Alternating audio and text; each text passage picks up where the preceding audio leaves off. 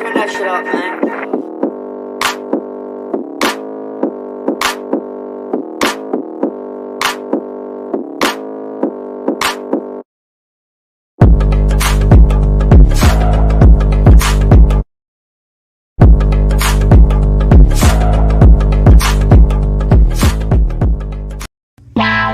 Draft Dr. Phil and the smartest man. Keeping it 100. Keeping it 100. I go trading up. 100. Yes! What? Here it is! There's no competition. Keeping it 100. I know we need to run the ball more. I'm not an idiot. Keeping it 100, baby. Keeping it 100. Keeping it 100, baby. Open competition. Keeping it 100. The smartest man. My Chicago Bears select Justin Fields, quarterback, Ohio State. Guess who's back? The two dudes that kept it real. The dynamic duo that you love, the smartest man and Dr. Phil. Break it down the film, never a problem, kick it straight. Most shows focus on stats, we focus on the tape. We keeping it 100, never running east or west. We coming with that truth, cause that's what our fans expect. Cut off the faking anchor, moving forward to be free. But don't you worry, Shayne's got the dumbest tweets. It ain't no secret, Phil and Shayne got some haters. But now the mouth stuffed like the true and now and laters. Debaters, frauds get kicked like Coach Tabor. Cuts had to be made, we added a barber moderator. Up and down, boys got you double checking. Sad sacks trolling like a fool drunk texting. Flexing on the truth cause you know they'll never change. Real, recognize real, that's what you get with Phil and Shayne. 100's what we do when we're breaking down the Bears. Fuck a play or a captain, all of the armchair. The tape never lies, the truth you see. We laugh, we analyze, so there's no babies like Maybelline. Straight to the truth with acumen and facts. We got a sad nerd, but he's not just giving nerd stats. Car crash, big impact like Max Sack. Every Wednesday night you got the smartest man and Phil back. Now we know you're smiling like a fat kid with fun debt. We're back better than ever and we're keeping it 100. Keeping it 100, baby. Keeping it 100. Draft Dr. Phil and the smartest Keeping it man. 100.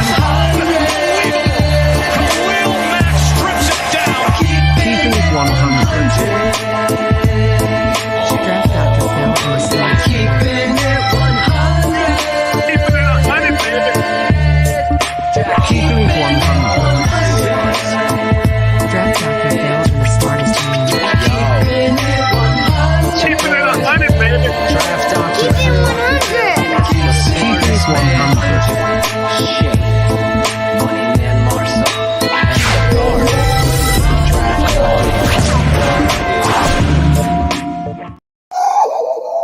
Yeah, baby, yeah. Larry Funkster Jones here. Larry Funkster Jones here. Yes, and I'm repping TTNL, the Tape Never Lies Network. The Tape Never Lies Network. Woo! And I'm repping it for the Chicago Bears. Draft Dr. Phil and Shayne the smartest man. Woo! I don't care about the money no more. I just want to be on the show. I want it to be like old times again. Please, let me back in. The following show is for mature audiences only. ChiCitySports.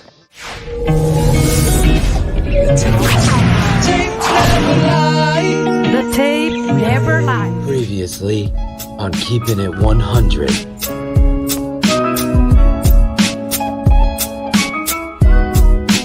Yeah, 10K. Oh, yes, 10,000 subscribers. Unbelievable. Unbelievable growth. That's what she said. That's what she said. That's my joke, damn it. Yeah. Of the channel, in just 10 months' time, we've gotten 10. That's $1,000 subscribers a month, not $1,000. Also, Thinking of Angelo. Also, Angelo's income he was asking for. Right? Please, let me back in. Oh, man. Yes, 10,000. We hit the 10,000 mark the other day. Maybe there's more now. So we can't thank you guys, you fans, you crazy fans enough. I've got players DMing me. You guys are the fucking shit. Keep it up. We got former players, as you know, saying the same thing. as well as you fans. Of course, if you don't have haters, you ain't doing it right. You're not doing it. Baby, one time, baby, one time. I got to know him really, really late in his coaching journey because the first time I met him, actually, you did that. I saw your opener, and Jack Bicknell, who was my head coach at Maine, and Sam are really tight. I mean, they're really tight. good friends. And we were playing, I can't even remember where. I think we were playing at the University of Delaware. And, Jack had a rule, like, if you were going to leave the hotel or have people in the hotel, you had to, let him know. So I knocked on his door, and I opened the door, and like smoke billowed out of the room, and it's cigar smoke. It wasn't right. It was cigar smoke. Wow, man. That's some heavy shit, man. And him and Sam were in there with the rest, with Vinny Calori and Kevin Lempa and Paul Boudreau and the whole staff. And they got pizza boxes spread all over the room. They're diagramming plays on the back of pizza boxes. It was like the most amazing thing. That's awesome. And then later on, he came over and coached in NFL Europe as the offensive coordinator for the Dragons. For Jack in Barcelona. Fake, getting a touchdown to his tight end. And the Dragons are looking pretty good at 2-0. And I worked a couple of international player development things with Sam. And man, I'll tell you what, to sit and listen to him tell stories, and he is truly a treasure, a treasure of this game. What are you going to do when this is over? And I looked at like, huh? And he goes, what are you going to do when this is over? And it never even dawned on me that it would end, right? Because I was probably the most maladjusted 22-year-old kid there was, but I just thought you played forever, right? You just wanted another. And he goes, this is going to end real soon for you, and I think you should coach. And I went home that night, and I called my dad, and I said, Dad, I think I might want to coach. And there was like dead silence on the phone for 15 seconds. And he goes, let me tell you something. The exact same things that Sam said. There's no money in it. There's no security in it. It's hard on families, yada, yada, yada. But I think what he was doing in his own way was being a great dad and saying, this is not a business, coaching, that you can be halfway on. You can't be a ham and egger. You can't be, if you're gonna be in it, you got to be in it all the way. And he was, I think, just kind of testing me to see if it was really something I wanted to do, because, I watched, I went through that. I lived through that as a kid, going dugout to dugout, and Coos Bay, Oregon, and all the stops in between. So, but I tell you what, man, this is the best freaking business in the world. I swear to God, it's the best business in the world. Yeah, you gotta love the game of football. Able to carry football and do it successfully, I've had a chip on my shoulder. But as it happens so often from wherever I was then to where I am now, the chip grows. It's no longer a chip; it's been a boulder for a while now. So it's more so about me just going out and not proving anybody wrong, but proving myself right to me. To unleash that untapped potential. Yeah, just embracing the role that is meant for me, whatever that may be. Like I said, I don't think I was vocal enough, and I don't think I left it all on the field as I should have. I think I could have done better for my guys around me. I think I sold them for a little bit, but that's what the offseason is for me to go back and get to the drawing board and try to fix things that I felt as if I didn't do well on, and just try to improve them. So I know this year I'm not here to let my guys down. Your guys down last year, just to confirm what you're saying, David? Yeah, I don't think I did as good as I could have done for those guys. Thank you. We talked about it today, didn't we?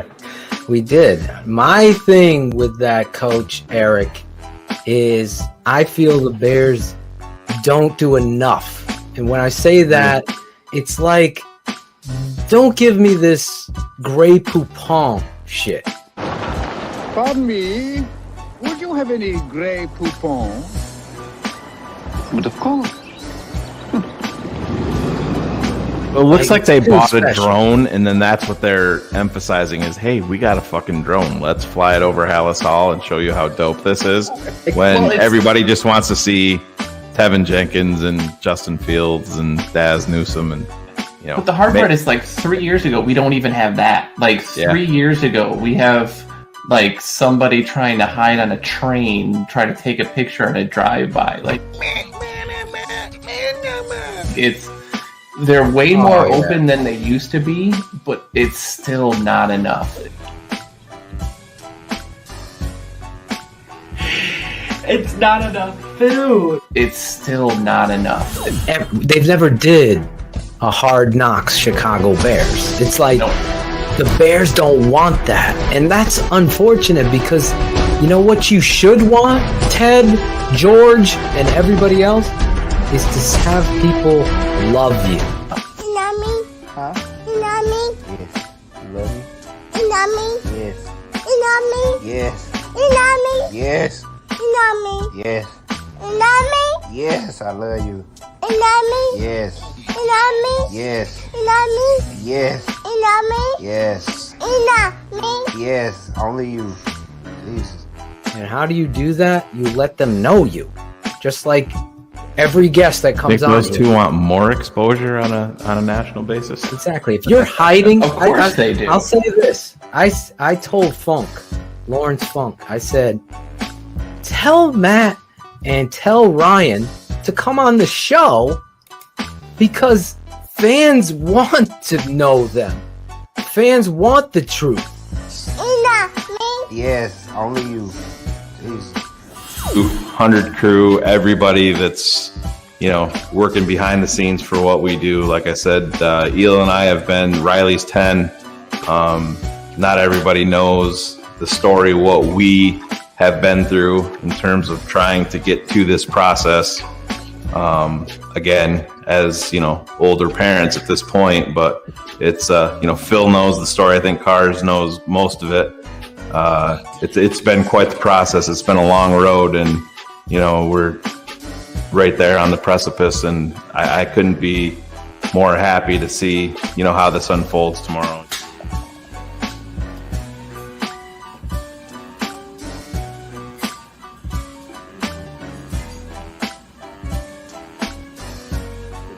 It's no longer a chip. It's been a boulder for a while now.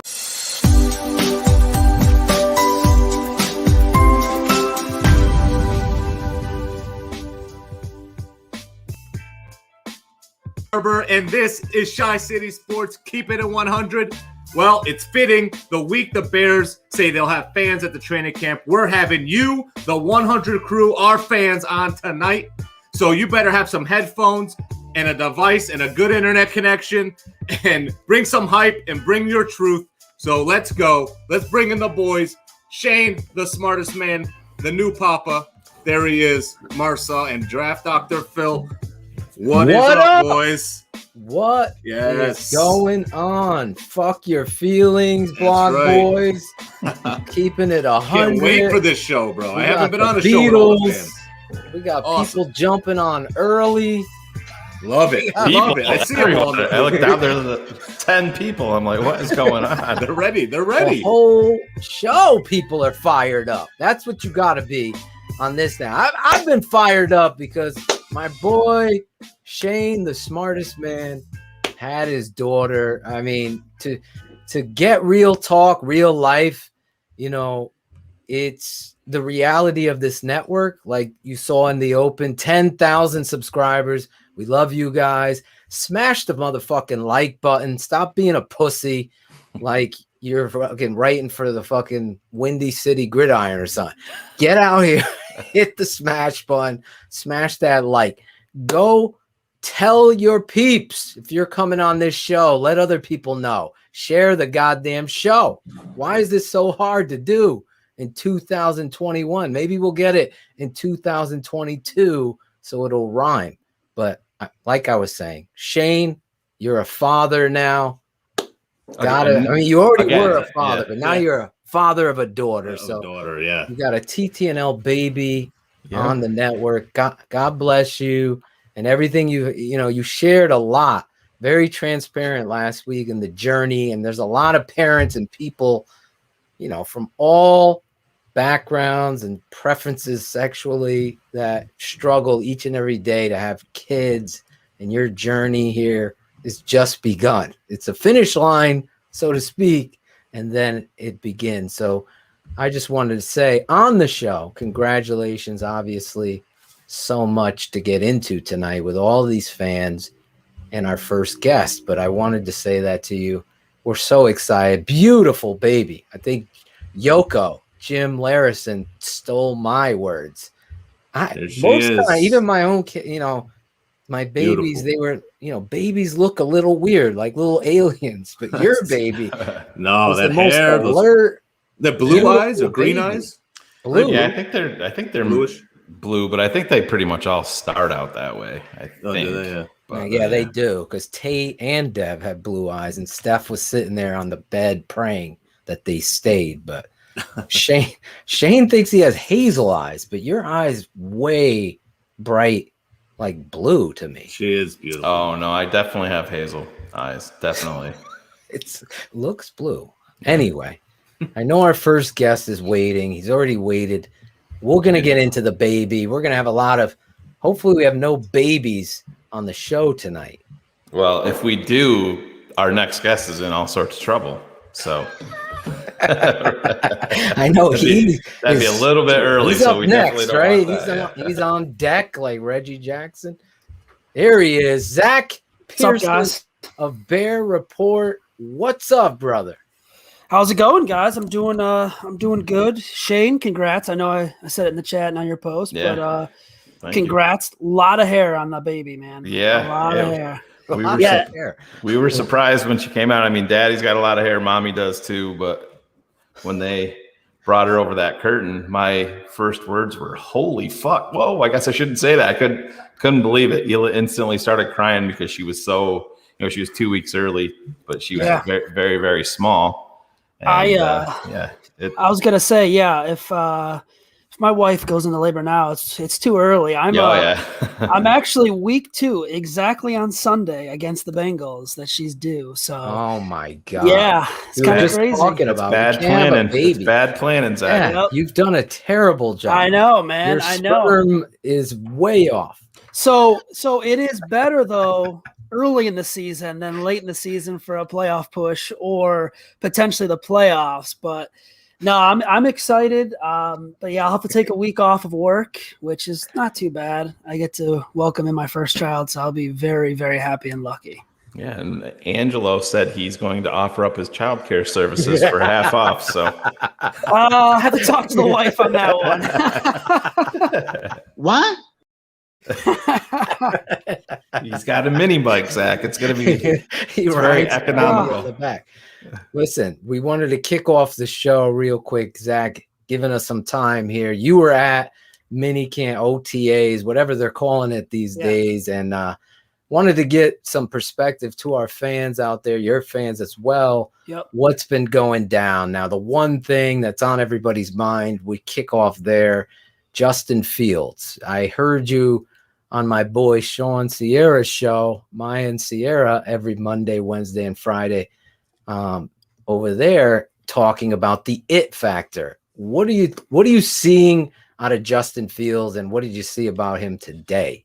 Man, he stole the show, and I actually was writing a little bit before this. It's not only the accuracy, the arm strength, making the right decisions, not just always taking the check down, but taking it when needed.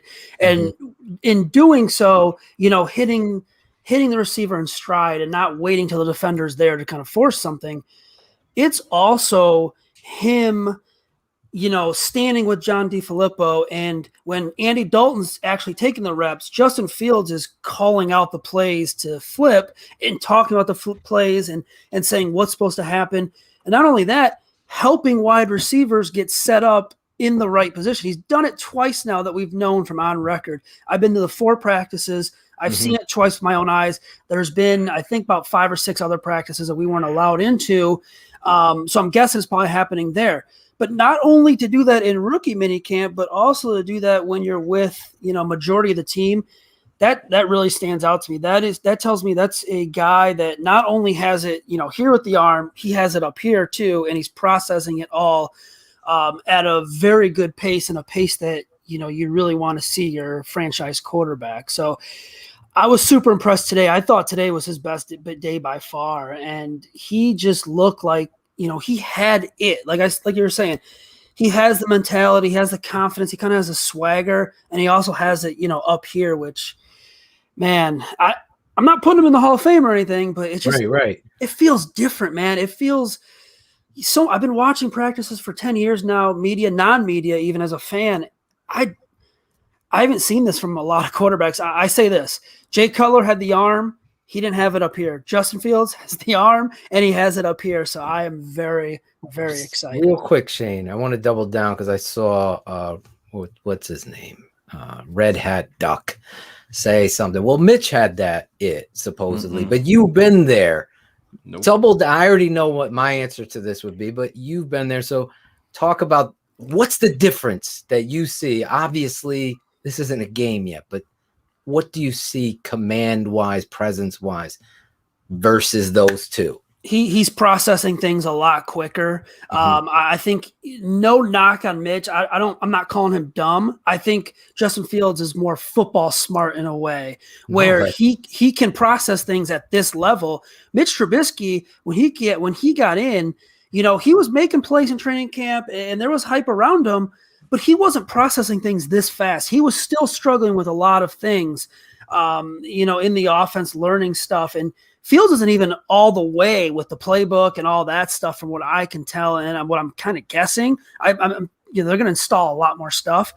It just feels like Fields really understands and knows how to process things at an NFL level, and that's a big difference going from college to NFL. College, I think you get away with it a lot more being, a mobile quarterback, a talented quarterback like Mitch was. I mean, he got away with being able to make plays with his feet. How many quarterbacks can really make plays and keep plays alive in the NFL with their feet and do it consistently? So I would say that, man. I would say him getting it up here and processing things for me and, knowing where his reads are at, not just going one read all the time, but actually looking across the field and knowing where everyone's at is really standing out for me. One of the quotes that really stuck out to me was Darnell Mooney today. I don't know if you saw that. He's like, on that fly pattern, he's like halfway through, I just started grinning before he even caught the ball. And we all have been around this game for so long. We know what confidence leads to with a team. And these guys, just like you said, Zach, that is part of it right there, having the confidence. We saw time and time again, if the offensive line held up for Mitch and Taylor Gabriel was streaking down the sideline, was Mitch going to hit him in stride if they connected, or was he going to overshoot him by 10 yards? These little things like what you're talking about, the Darnell Mooney smiling before he even catches the ball when he's running free, that shit all matters. And like you said, with it being different, that it is different because Chicago's never had it. You had Cutler, who had all the talent in the world. Yep. He had the other issues away from it, he was questioned, if he was going to be a legitimate leader, if he loved it. It just seems like with Justin Fields, you're like, check. Now we just got to get to the fucking games that matter. And like you said, we're not crowning him, but man, does it feel good to have that be the guy with the C on his helmet. Yep. That's our guy now. We're not looking at another team being like, oh, wouldn't that be great? He's ours now. And I would say, that quote stood out. The quote, I believe it was Damian Williams. I want to say it was Damian Williams that said he had a throw into cover 2 coverage, and there's a very tight window. You got to get it in. Yep. He got it over the middle of the field, back shoulder, perfect on the money. And, when we posted on Twitter, everyone's like, oh, that's the Damiere Byrd one. That wasn't even the Damiere Byrd throw. That was a different, though. That was a throw earlier in practice that I was kind of like, okay, he can make these throws. The Damiere Byrd throw, man, I saw that throw and I said, holy hell, that's an NFL throw, because he went through. I really hope the Bears show this on Hallis or 1920 Hallis Drive, or even their clips they put out. They tend to kind of go away and don't show who throws the actual ball when there's big plays. Right. This throw, man, this is a big boy throw because he looks at the defense, he finds his reads, and he puts it on the money to Bird. And it was touchdown, and you could just tell, man, that was a throw. I'm like, we saw deep throws, maybe a couple from Mitch here and there in practices, but I mean, I feel like Fields is just way more accurate on those deep throws, and he's making the big boy throws, down the field and things like that. Yeah, there's a level of ability that just jumps out. So when you see it, you know it. It's like when you're coaching, you just know a talented athlete. So when you're able to do it consistently, but your ability to attack downfield, as Nagy, I guess, is quoting, saying he's got that rip your heart out mentality, that means he's going for the jugular. It's just not in him to not be competitive. Is that, do you see him like controlling the huddle differently? Is there a presence about him in regards to that leadership from that position? It's kind of tough with the huddle because they're not fully huddling right now. It's kind of, I mean, they're huddling, but it's not what you'd imagine it kind of being. He is in there giving some plays. They're not all fully there either. It's kind of hard to judge on these OTAs. I would say I would point to, there was 2 plays today. I believe it was a false start on one of the offensive linemen, and he kind of had to reset the play, and he was encouraging them and saying it wasn't stuff. Leno. No, it was not. No. And there was the play. It was a wide receiver who was not really lined up properly, and Fields kind of pulled him back a little bit, and you could see the hand motions on where he's supposed to be. To be honest, the media is about 30, 35, 40 yards away at times, so it's hard to hear a lot of stuff unless you're, Mike Fury, a couple other guys, and you can hear Nagy out there talking.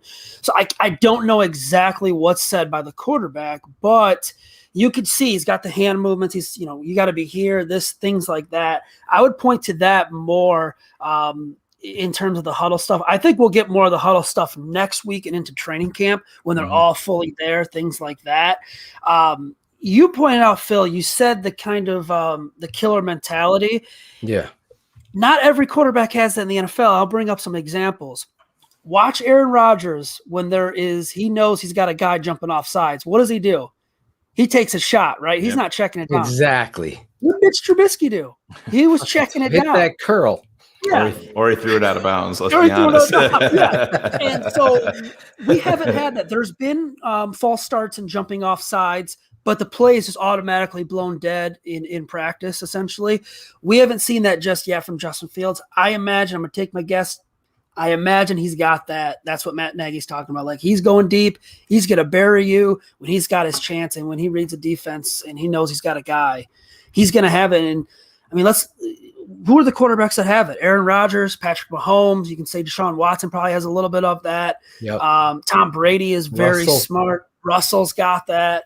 I'd say probably even Josh Allen has that in a way too. So you got to have that in this day and age of football because the offense has all the advantage as it is. So when I used to just shake my head and just completely feel like we're in a race with Lamborghinis with a Fiat. That's where we are. And the reality is take those shots. Guy jumps off sides, take the fucking shot downfield, direct people, use your football acumen, go against the script.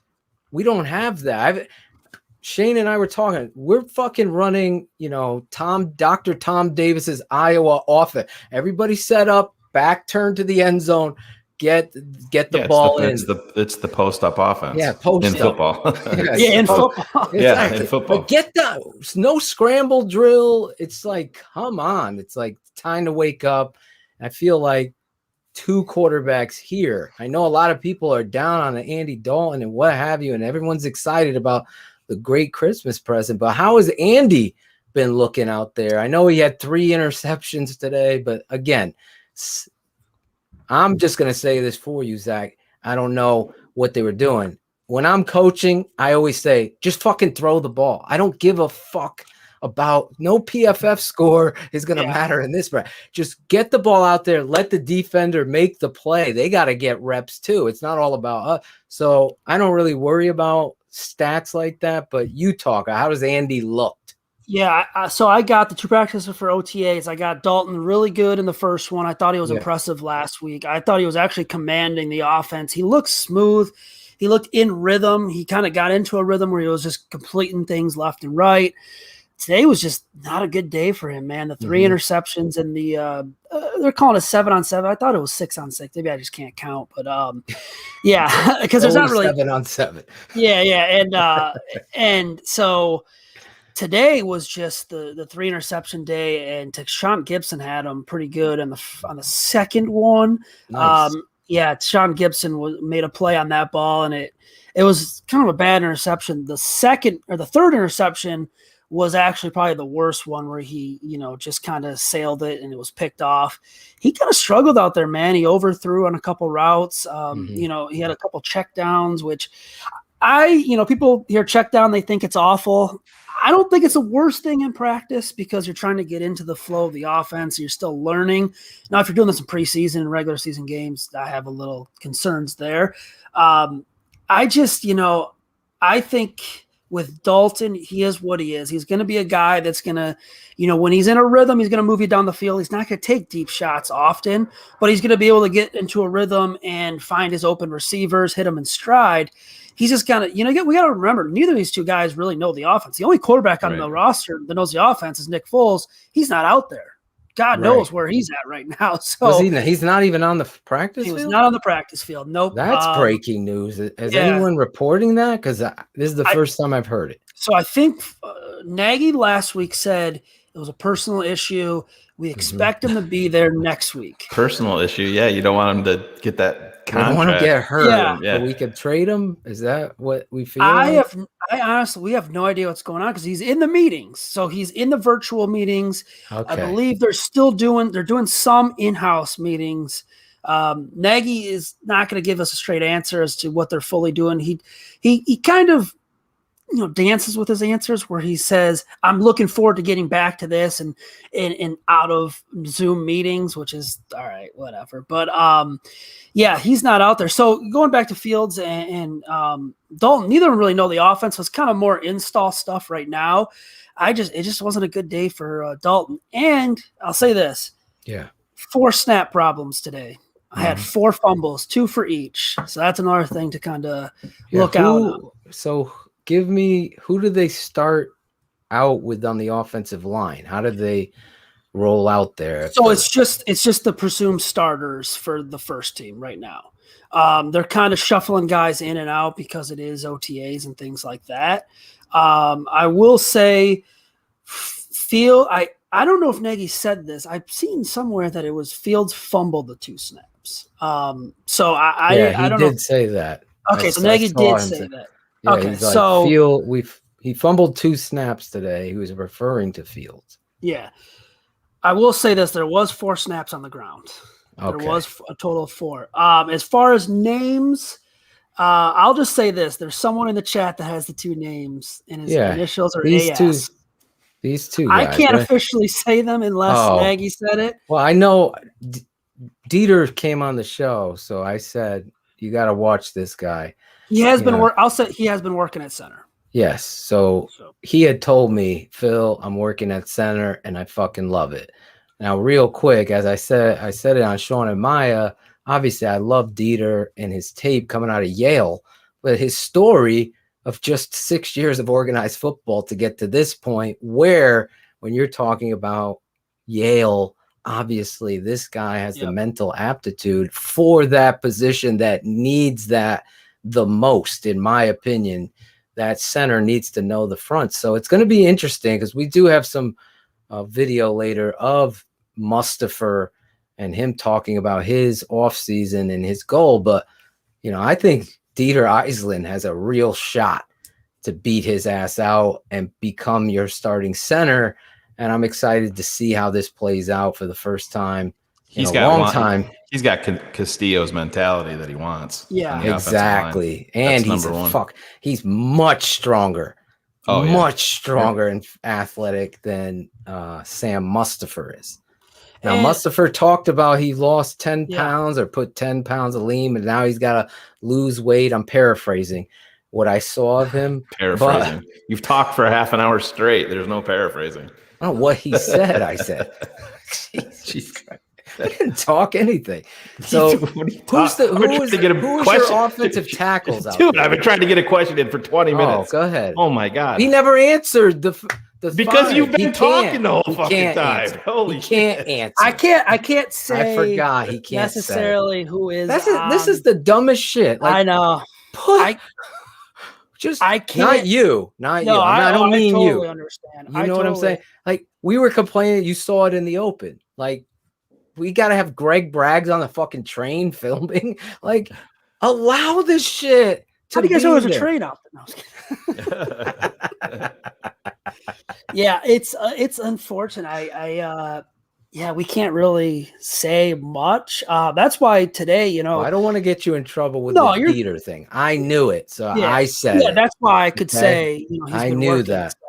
If Dieter says it, yeah, I can say it. It's just that's why today when I tweeted out, I pretty much said I can't go into much detail, but Justin Fields, from my eyes, had a good day. Yeah. 15 responses below. Hey, can you go into detail? Exactly. I'm like, exactly. man, They should be tuning in here. We're getting Yeah. some details here. I Go wish I ahead, could. Shane. Ask your question. Oh my God! Before he goes again, no, this is non-quarterback, so Yeah. this is going to be what you see, but you don't. One of the biggest things that we've talked about for years with this team, Zach, everybody knows we needed a quarterback, but team speed has always been lacking on the Bears team, especially on offense. But I see these guys. I've seen the shift in the guys that they're bringing in with Goodwin, the guy that you mentioned from New England. Yeah.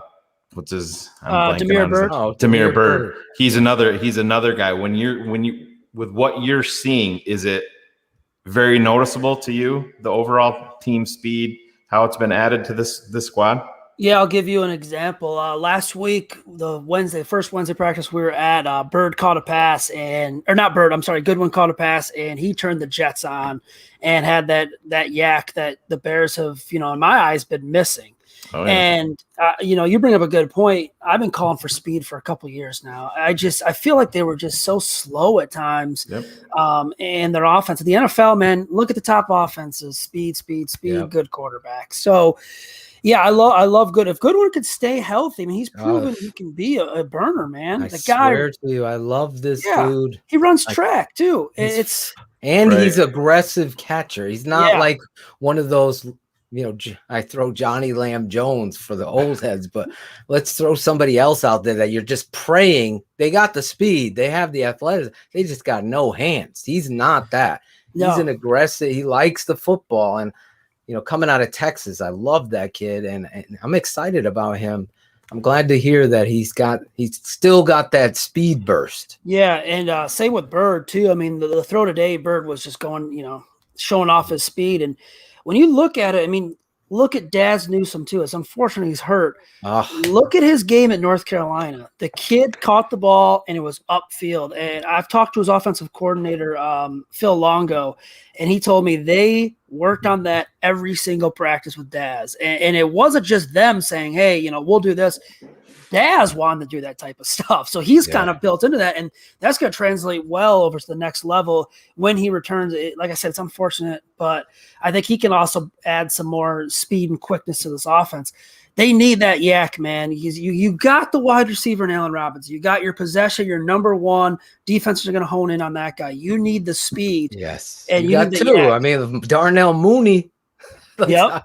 Claudio's boy, he's getting fired up. Look at him. I will even say this, man. I mean, I know a lot of people rag on Anthony Miller, and he has kind of lost, focus at times. But I mean, when he was really good, you look at those seasons, he was really good. He's got some yak too. He was a guy that was trying to go upfield. For whatever reason, he kind of would reverse it, go backwards a lot of times, which I don't understand. But if he's fed the football early, confidence-wise, he starts playing on another level. Again, that's coaching. Let's get this guy the ball. Brett Favre would do that with some of his guy. He knew, again, this guy became a fucking molester, whatever the fuck he was, Mark Shimura. Remember? Gosh. But he knew he had to get Shimura involved. I mean, this is football. At the end of the day, football goes back to the fucking streets. Yep. It's like you got to feed those guys that all of a sudden need that confidence boosted. So the coach is responsible. Let's fucking just run a slant here and hit 17. Put that in the headset and get his ass fired up. How does he look? What's a slant pass? What's that? Exactly. Sure, you're not confusing it for you want a screen instead or bubble. Let's run bubble. Tight end. To Jimmy Graham. To Jimmy Graham, right? Make Jimmy block. Oh, no. Well, no, that's why I like Daz Newsome too. He said it, man. He's got a running back mentality. When he gets the ball, he's going to try running you over. He's going to try getting upfield too. And it's unfortunate, because Daz, he was really good his first couple years at North Carolina, and I was excited about him. They've had just so many weapons in that offense, and you saw even when North Carolina had a quarterback, I mean, he was still producing. How's my guy, the Colgate wide receiver, doing? What's his name? Thomas Ives. Thomas Ives. Every time this fucking kid gets on the field, again, we haven't seen him in 3 years because of COVID. But he makes and produces. So is he somebody of interest or no? Is way down. I just think he's got an uphill battle, and that's the problem. They're so deep at wide receiver, man. He's quick. I mean, he's fast, and he's a guy. He's paying attention. He's really, really making mistakes from what I've seen, but. He's got 6-7 guys ahead of them. And I think, that the camp battles, man, at wide receiver are going to be very fun to watch because I don't know if they're going to keep more than 6 or 7, but they got a lot of capable guys. And that's a tough, that's a good problem to have. It is. You're going to be reporting for us, right? We're going to get some reports. I want to know these camp battles. Shayne, I'll be there. Step on your toes. Do you have some other? I do have one more. There's an echo. I don't know. I don't know. I can't believe that. I can't believe I haven't taken care of that yet. You got to send Steven over, man. Steven will build you a little box. Jackal or Steven? Steven will get you a little box. But Zach, I saw a picture of Travis Gibson, and to me, he looks a lot. But it looks like he's been committed this offseason to put on some not bad weight, but really, really good weight. And he's pretty yoked up. Is that another thing that's noticeable to you when you're out there? Yep, that is a good call. He looks like he's put on some muscle out there. I hope we get the chance to talk to him. I really hope they bring back one-on-one interviews because these are guys that we're missing out on that we really need to talk to. And that's kind of it sucks, man. And I get the fans' frustrations. Every time, a reporter brings it up and stuff like that, everyone's like, well, what does that matter? You guys are still getting access. But these aren't the stories we can tell. Like we aren't talking to these guys that are, maybe have a unique story from the off season. I think Travis Gibson's one because they've talked him up. They've said for him to take that next step, he's got to get bigger. He's got to get a little stronger. And I see that from him. He's out there and he's getting the reps because no one else is out there. Quinn's not out there. Mac's not out there. So he's getting his fair share of reps with the first team defense as well. It's kind of a mixture of 2 and 3 essentially. So, where are they lining up Ladarius Mac? Where are they lining him up? I have not really noticed them, to be honest. Yeah, I did. He was he's been at the practices, but I have not really kind of seen him out there. We also got kind of a bad angle too. Yeah, you're way on the field over there. It's like the Soldier Field all 22 angle, right? Yeah, you guys have seen that. I mean, you've seen the videos. It's like, come the fuck on. Trust me, man. I know the frustration. Allow these guys to do a better job. That's all we want, man. Exactly. They deserve it. Then we could pick on and criticize the media if they're not doing it. But I'm defending my boy Zach Pearson. I heard you ask the question today too to Sam Mustipher, and you got you're playing behind the 8 ball here. It's unfair that the Chicago Bears in a fucking pajama party practice, really, it's just shoulder pads and shorts, that you're being this fucking secretive. And the New England Patriots are live streaming their fucking OTAs to the world and their fan base. Think about that. They've won how many fucking championships? Because they know it's a copycat league. Everybody's got the all 22, including this guy. So let's just allow the fans to love you. don't give us something to criticize you. What if somebody steals our super secret play that we ran on June 10th, though, Phil? Without the starting defense there. Dumb. It's so dumb. I get the fans' frustrations too. At least they're letting you guys. My boy Mark Grody showed me some clips. He was able to film. So at least they're allowing you to give some video footage. They were playing this like Fort Knox. But that's 24 hours, right? And then it's got to come down. Something. Yeah, and that's actually, here's a fun fact. That's actually not even a Bears rule. That's an NFL rule, apparently. Really? Oh, really? Yeah. I just found that out. My Montgomery fucking catch is still up there. So there you go. I think the NFL can come down on you, like on reporters on it. But I don't know how they really police that because, people can just retweet and quote tweet and do stuff like that. But I get the fans' frustrations too. Like people, man, are in my mentions and like I even get DMs from people. It's like, hey, can you tell me? And I can't. It's so hard, and I wish I could. And don't hate on Zach. He has a job to do. He'll come on here throughout training camp. Give us some. We'll pepper you with questions. Yeah, I'm more than happy to do it. Real quick before we let you go, because I know you're short on time, and we got a bunch to get into with all of these fans. You guys got a bunch of fans waiting, don't you? Yeah, we got people. We had people jumping in early, for God's sake. Jackal had to throw people out. I saw Steven in there offering $500 to get on first. Yeah, he was. He's got to buy ice cream for breakfast tomorrow. He needs money. Give us one guy right now that you were like, oh shit, this dude's ready. Yeah, Nick Biting. I won't use I won't use Justin Fields because that's the right. That's the layup. Okay. Yeah. So it's tough on defense just because they haven't been, fully out there. We'll stay the offense. If you were to ask me a couple weeks ago, I would have said Daz Newsome from rookie minicamp. He's obviously not out there right now. Man, I'm trying to think. What about number 85? Cole Kmet. Is that too obvious of a? No. How is he doing? How's he doing? I'll go with Cole Kmet just because I think I was trying to go away from the bigger players and give you guys kind of a surprise player. I'll say Cole Kmet right now, though, because he's kind of getting that connection with Dalton and Fields being on the field. And I think, he said it today, they really want to up his game, take it to the next level this offseason. And that's, not only being a really good or a run blocker, but also being a good pass catcher, expanding his routes. And I thought he had a really good answer today. I don't know if you guys caught it. He said he was open to playing all preseason and getting more reps with this offense because it only gets him better and it only helps him.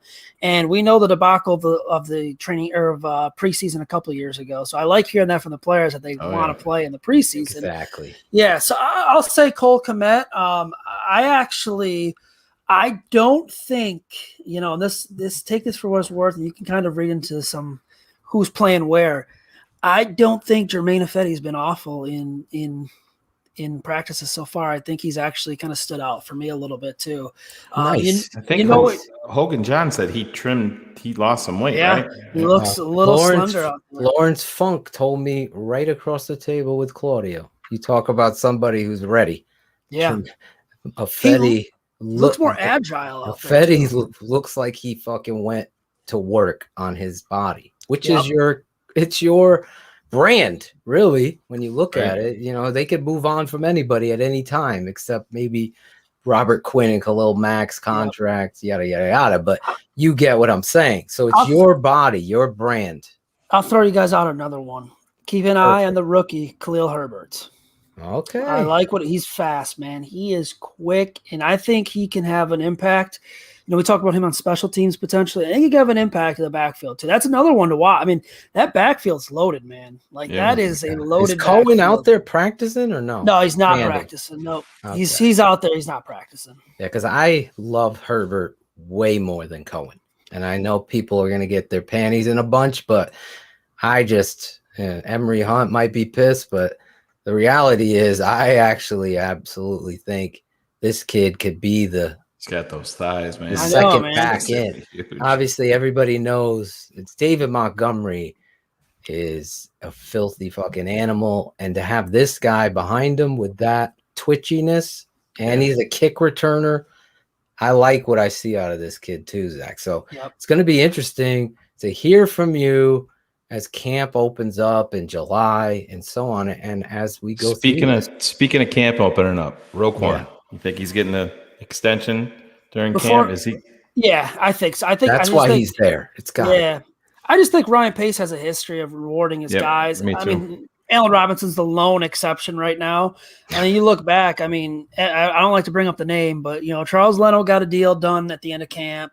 Who was it? Eddie Goldman got one. Eddie did. That was right Cody after Whitehair. Yep. Kyle Long. Kyle Long got even one. though he hates Ryan Pace and everything.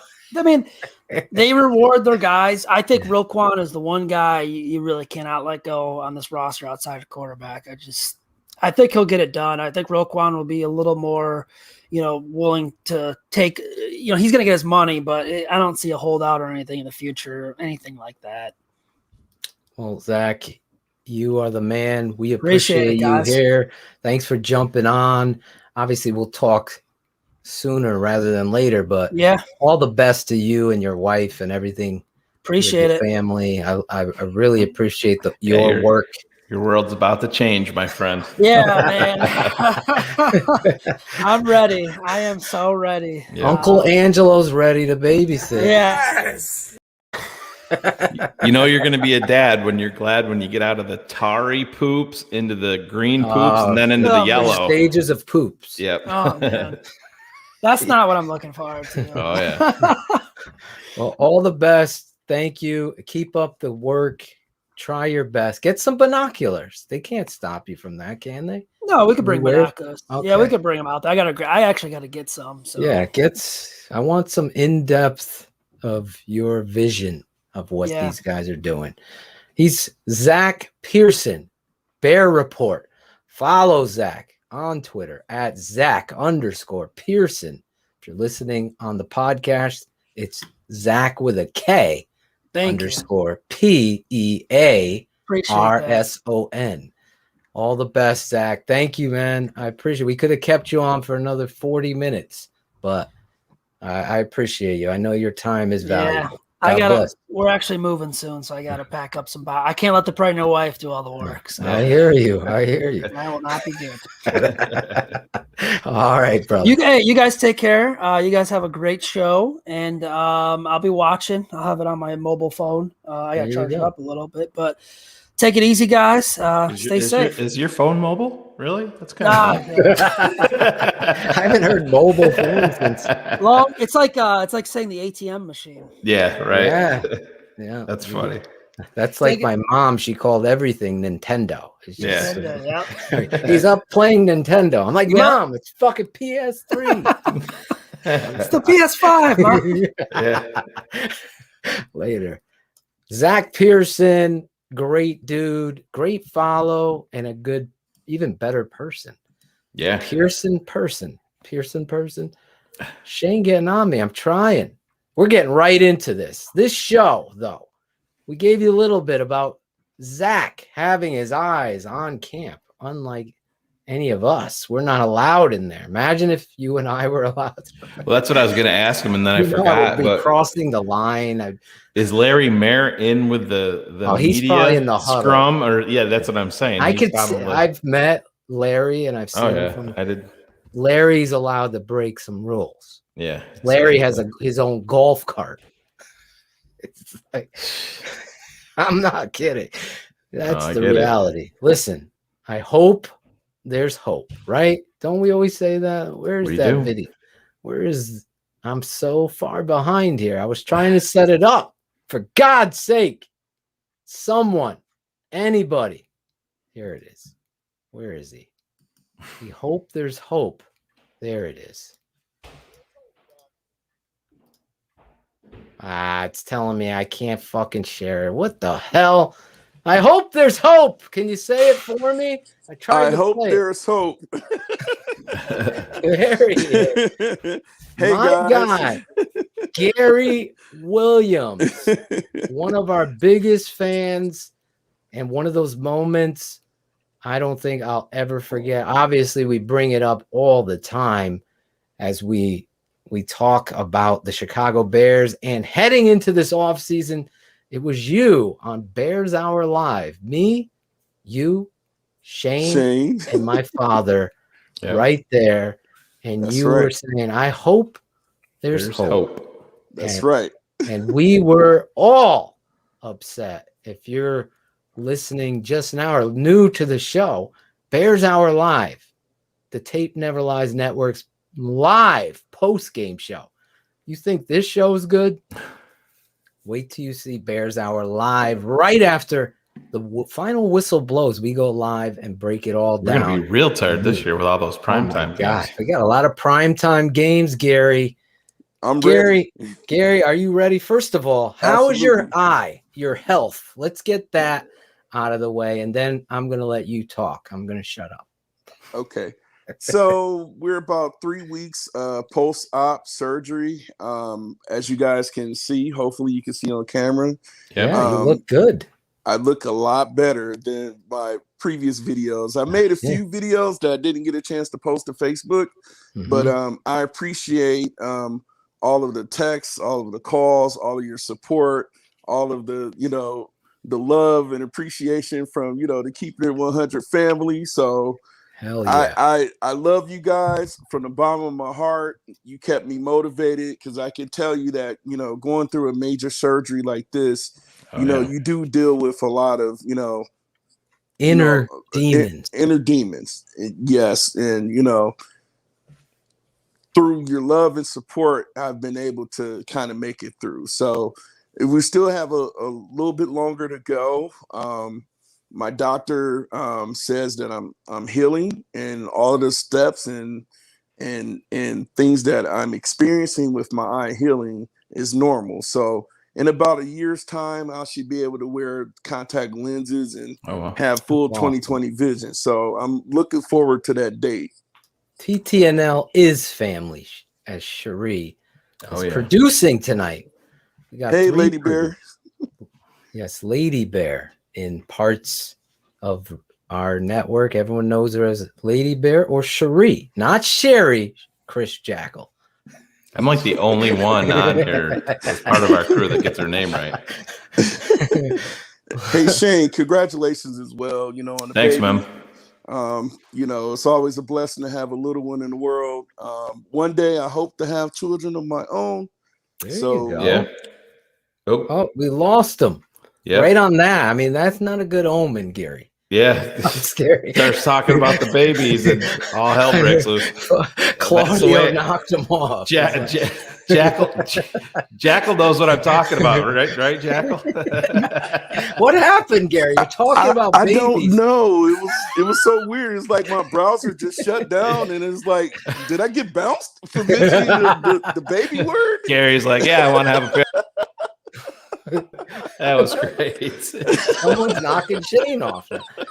I don't trust these guys. It was all the ladies around Gary that heard that he wants to have a baby, and they were just they were tackling him. He lost his internet connection, right, Gary? Unbelievable. Must be, right?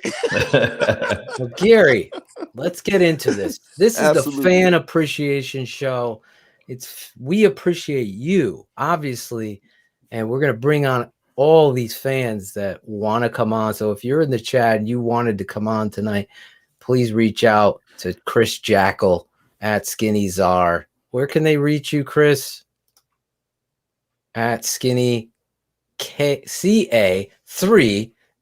You had to make this fucking complicated. Jesus, why couldn't it just be easy? We can't even hear you. Unmute. Every week he forgets about that mute button. Jesus, too many damn buttons, man. I got to do it on the microphone. I got to do it on my computer. I got to do it on the screen. Come on, cut me some slack. Put your @ in the chat. That rhymes. There you go. And say it now for those of you that are listening live and not. It's easy. Skinny. Yes. Caesar, but the E is a 3. Oh, 11. That's what that is. Yes. So, Chris, are you a gamer? 11. No, I'm not, man. Is that your gamer? Is that your Fortnite tag? No, man, no Fortnite tag for this guy. Yeah, that's one thing you'll find out. Nobody's a gamer that's got babies, right, Jack? No, I was like, oh shit, I'll get MLB The Show. I'll play some game. I'll play. Dude, I got it haven't had this time year to for do the first shit. time.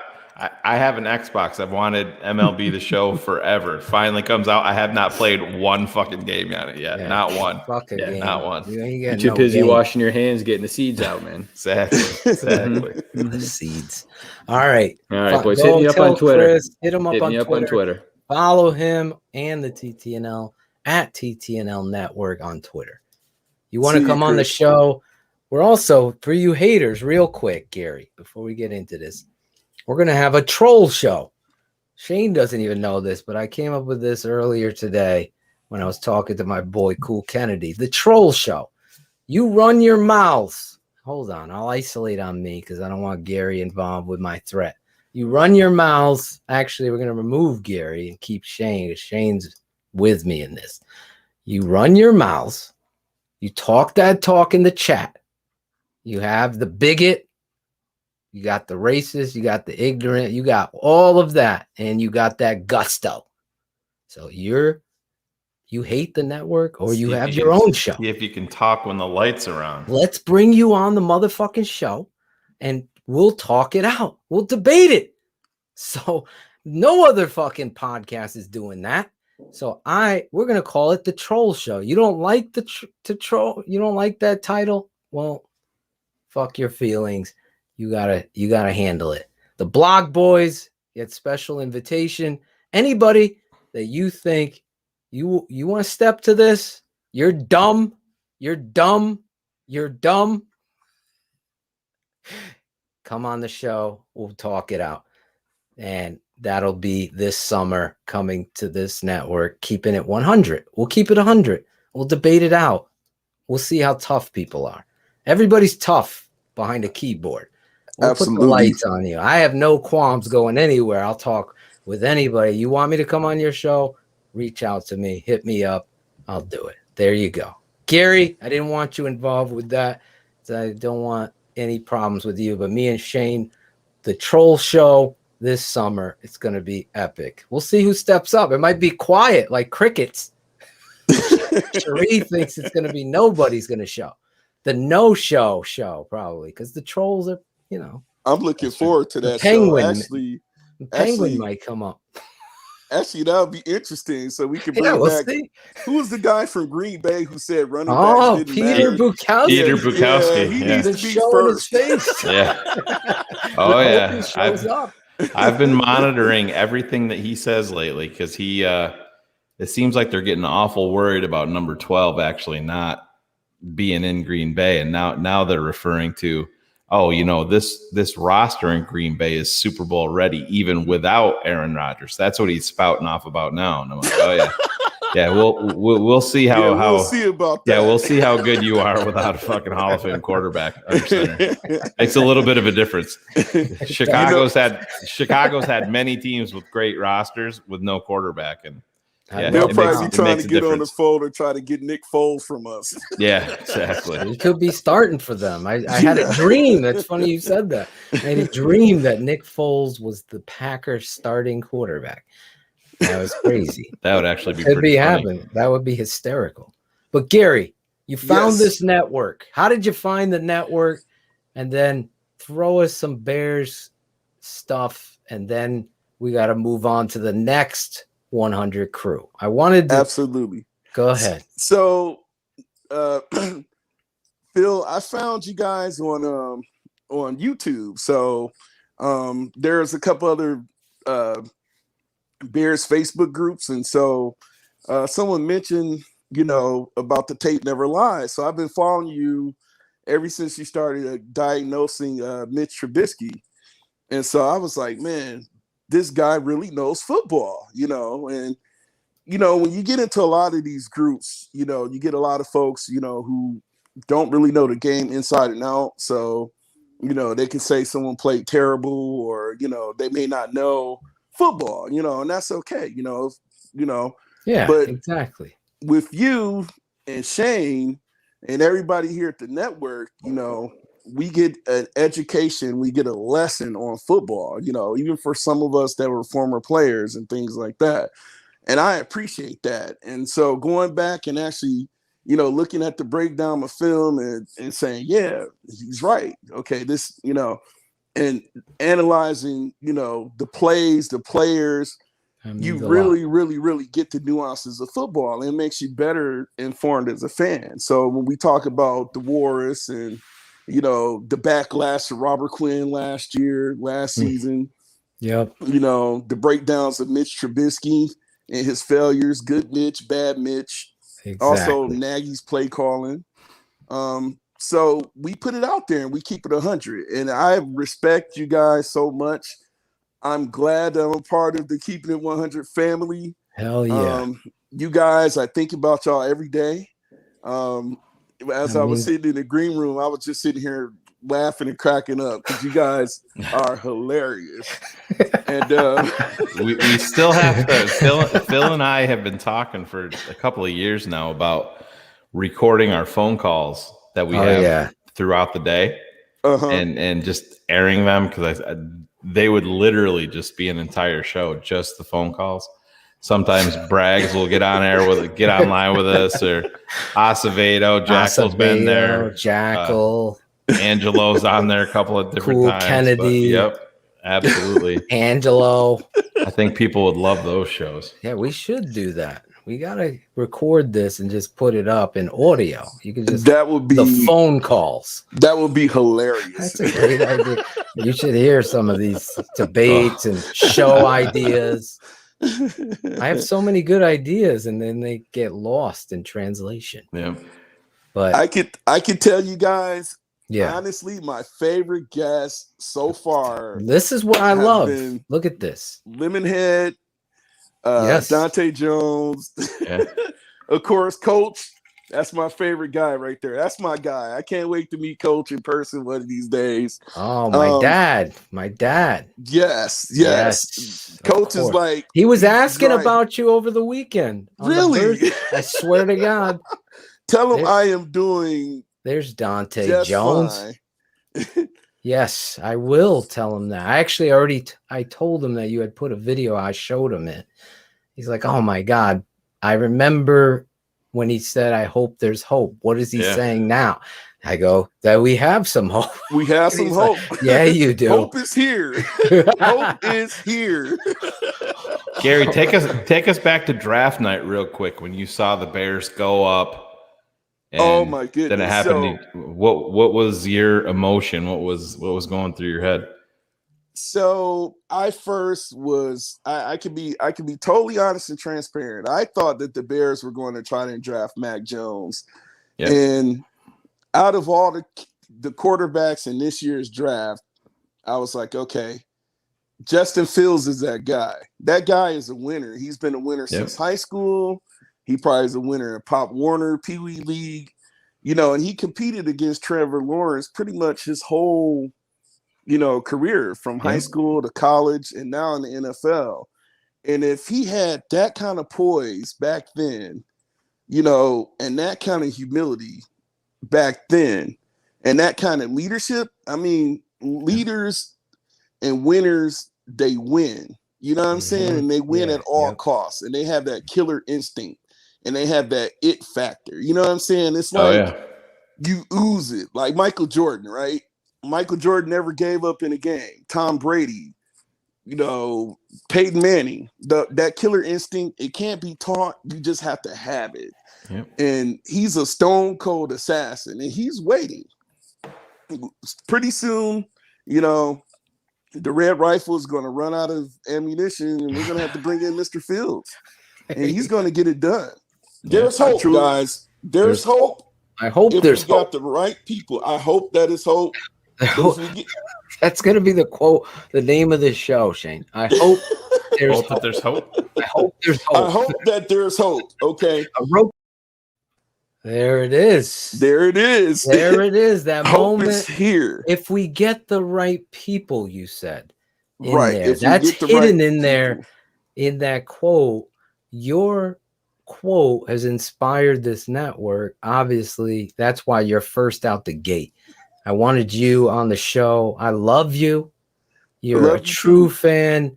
In that moment, I'm getting goosebumps now thinking about I didn't have it in that moment, to be perfectly honest with you. I was in a place of sheer comedy. If you watch me, I'm like, yeah, I hope there's hope, because there is no hope. There And then ain't when gonna they be. when they doubled down in the Mhm. that was way before the fucking final year presser.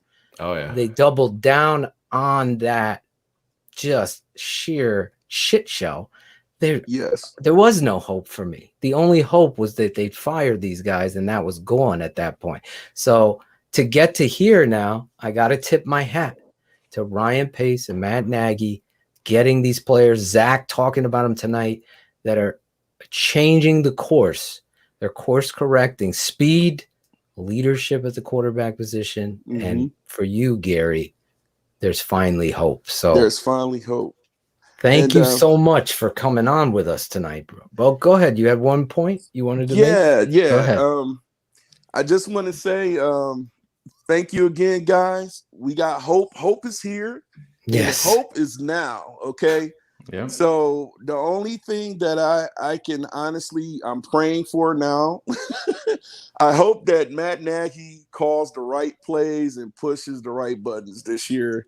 No more tight end sweeps and things like that. That's what I'm hoping for. No more of that. No more of that. You're the best. I love you, seriously. And I have cigars for you. Oh, when we come. Are you going to be in Chicago when we come? We're coming. I am trying to get to the Green Bay game in Chicago, and I also want to go to the Pittsburgh game as well and see you guys. So then just let me know. I have some connections if you need a ticket, brother. Okay. So I'm going to try to make that work, but I don't want to make any promises. I can't promise everybody, but you have a special place. And like Bullet said, Shayne knows. I'm so tired. I'm 47. I'm going to be 48 years old in July. I don't have any time to hide my feeling. I'm going to be very transparent to people moving forward. This is a crazy world. I'm going to tell you about some shit that even's going down over the weekend that I can't even comprehend. Even into today, I'm watching crazy shit go down, and there needs a lot of positivity. There needs to be some hope. And Absolutely. You are that, man. I think about you, and I'm not bullshit. I don't bullshit. I fucking hate ignorance. I really do. Me too. But in ignorance, there is hope, because ignorance is just not knowing. Racist and bigots and hate and angry and all that, there is no hope for them.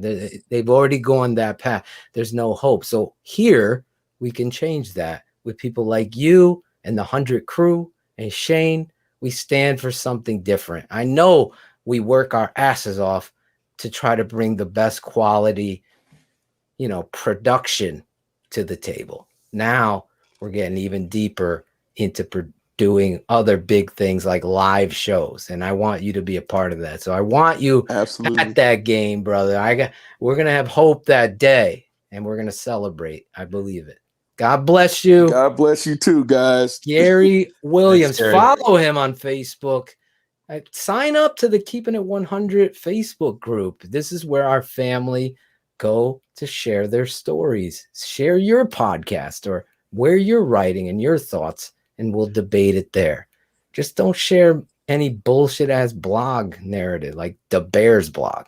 I don't unless you're making fun of it, then share. All right, Then Gary. share away. Gary, Shayne, you want to say goodbye to Gary? No, he knows, man. I've been watching his videos, and like I said, it's my dad isn't dealing exactly with what you're dealing with, but my father's a diabetic, and he's got serious issues with his eyesight. So I know how it matters, and he got to hold his granddaughter, and he's got to keep her close so he can see the details and stuff like that, and it's that affects you when you see somebody that you grew up with, and a lot of us, until something happens, take things like sight and hearing and stuff like that. You take it for granted until you don't have it, and I mean, you're living through it, man. So, like I said, sometimes you said you're dealing with the demons. You know that Phil and I and the 100 crew are always around. Sometimes Anytime simple phone call. You have Yeah, my phone absolutely. number. Okay. Absolutely, pick man. it We're up. always there. We'll I'm talk going to some be up all Bears. hours of the night now, so you're good. Don't worry about call. Don't worry Just about send calling. a text first. Don't be like Angelo. Call it. Angelo will call me. I don't answer. He calls right back. I feel like I'm in 8th grade with Sally Q. Kept calling me. She wanted to go to the dance. I was like, it's over with Sally. Anyway, I think Claudio slept with her, didn't he? I love how he goes, what? Wait, bring the barber back. Barber fucking got bounced by an accident. Oh. I don't know how that happened. Anyway, we're going to move on. Gary Williams. Yeah, oh, there's Claudio. It's loading. Bring him in. Oh, there he went. Where is he? There he is. There he is. I got kicked off. Gary, Gary. Claudio, you wanted to say one thing to Claudio. What up, Claude? What up, bro? It's good to see you, man. I'm glad you're better. Oh, thanks, brother. I can't wait for the cut. I had to cut it bald, today for my TV the appearance. Claudio But, cut. Yeah, all right. God bless you, Gary. Okay, guys. Yeah, I love you, man. We're moving on from Gary Williams. Yeah, here, Chicago. real quick. Yes. Phil. Oh, Nate, we gotta up that same strength.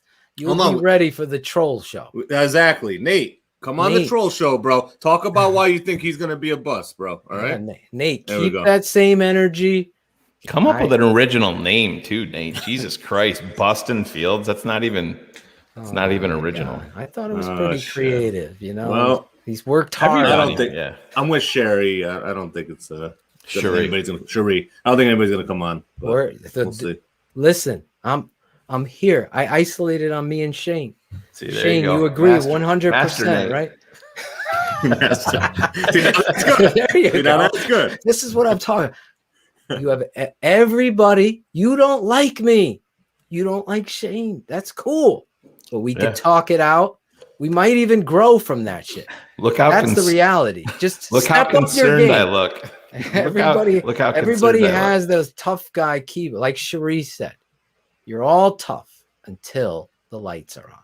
Speaking of lights, an Army veteran here, Edwin. My man, one of my favorites right here. Yes. We got a little surprise for Edwin, though. Oh, he froze there. We got a surprise for you, Ed. Yeah. Oh, man. Oh my God! Guys, you guys This hear is me? the moment. Oh, come on! Been waiting. Oh, for. got my popcorn ready. There for this. he is. No, I got my popcorn ready. I spoke to Edwin earlier today, and Cars has become probably his favorite person on the network next to me. Which means I'm towering over you. That's what all that means. Everybody has done that my whole life. I'm always the underdog, and that's fine. I don't want it any other way. But Edwin, there's Cars. You said it to me. I love that guy. Your first time first of all, take us back real quick. I'm asking everybody now, as Gary set the tone, how you found the network, favorite guest. I love that. Or favorite show that you had. And then we'll talk some Bears or your thoughts on the Bears. But I really wanted to know what this network means to you. And you gave me a bit of it. And I think a lot of people should hear what you have to say, man. Yeah. Like I told you earlier, I was at work one day, and I'm in the military. I'm retired military, but I work for the Department of Defense on Fort Campbell, and I work at an ammunition supply point. And during Christmas time, these guys, they're not training, so a lot of ammunition is not being pumped out. And I pray to God my boss doesn't see this, but I was just sitting there one day, and I was like scrolling through YouTube, looking at highlights of the game. And when you get on YouTube, the video is playing at the bottom. It gives you recommendations.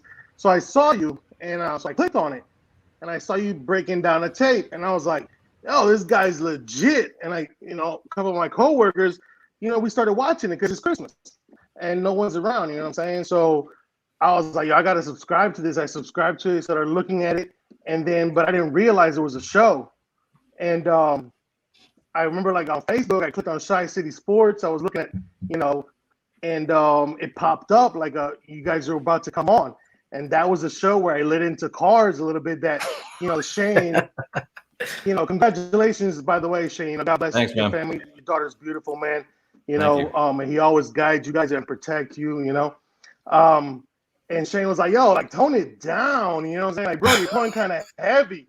So I was in a way, I kind of felt bad. I was like, man, I'm fragile and delicate, Edwin. I'm really fragile is the issue. I've got very thin skin, so I need Shayne to protect me. That's the way that this works.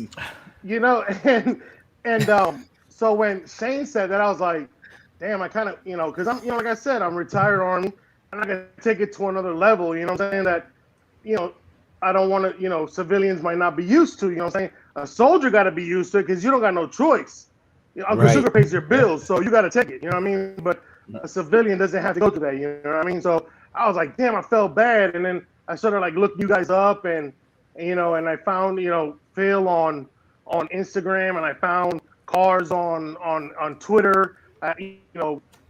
Shayne, I got you on Twitter. You know what I'm saying? Barbara on Twitter. So I just throughout my day when I'm not doing nothing, I look at what you guys are saying, because I was like a big fan. Well, not a fan, but to keep up with Chicago sports, living here in Tennessee, ESPN Chicago. But I just realized that it was like a narrative. You know what I'm saying? Like, right. They just keep saying this same nonsense, and they got to criticize. So I just figured it was like, well, they're just saying this because they got to have ratings. You know what I mean?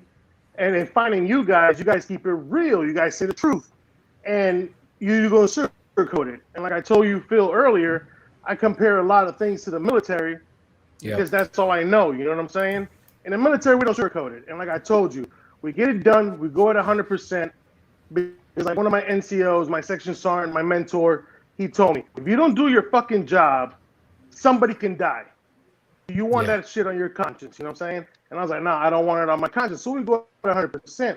So when you're breaking down a film and you call out, an example, Akeem Hicks, like, yo, you're not going to the motor, or Jimmy Graham, or Anthony Miller, and you're like, bro, come on, dude. If I get paid way less than you, which is my choice, I did it, but I served my country to protect you so you could play this game. You know what I'm saying? Give it 100%, dude. Because there's a lot of fans out here, you know what I mean, that like, in Cars, did the shout out on Memorial Day weekend. It's a lot of guys. We all gave something, but some of us gave all. And they're not here. And they were football fans. Exactly. You know what I'm Wow. saying? And it gives me chills. You said something to me, and I want to just repeat it to you. Shayne, this guy schedules his work around tonight. Like, to awesome. Be involved in the chat and have Thursday off, have Wednesday night off, Thursday, because he so looks forward to the camaraderie, the friendship, the truth, the energy, the comedy, and Cars, and the whole nine of everything. Now, you could speak on that, but that really stayed with me, that people are here every fucking Wednesday. Like, I don't even understand how another network is trying to put Bear stuff out tonight against us. I don't know why you would do that, because of people like Edwin. It's humbling, and I say that in just being funny in saying that. I'm taking a shot at other people, but in reality, it's so fucking humbling to me. Fuck the 10,000 subscribers and all that numbers and all that shit. When someone says to me, listen, you're must-see TV for my life, and this is why, you could take it from there, Edwin. Yeah, like I said, I went through a very, hard divorce, you know what I'm saying? And when you go from having a family and children, and the noises around the house and the yelling and the screaming and take out the trash and all that, to you come to a house now where it's just complete silence, it's very eye-opening, you know what I'm saying? And I didn't have really nothing. So being part of the military, I'm part of, I form everything as a routine. I get up at 4, I get up at 3:30 in the morning. I'm in the gym at 4. I work out till 5:30. I come home, I shower, I go to work. I work 8 hours. I come home. But then when I came home, I had nothing.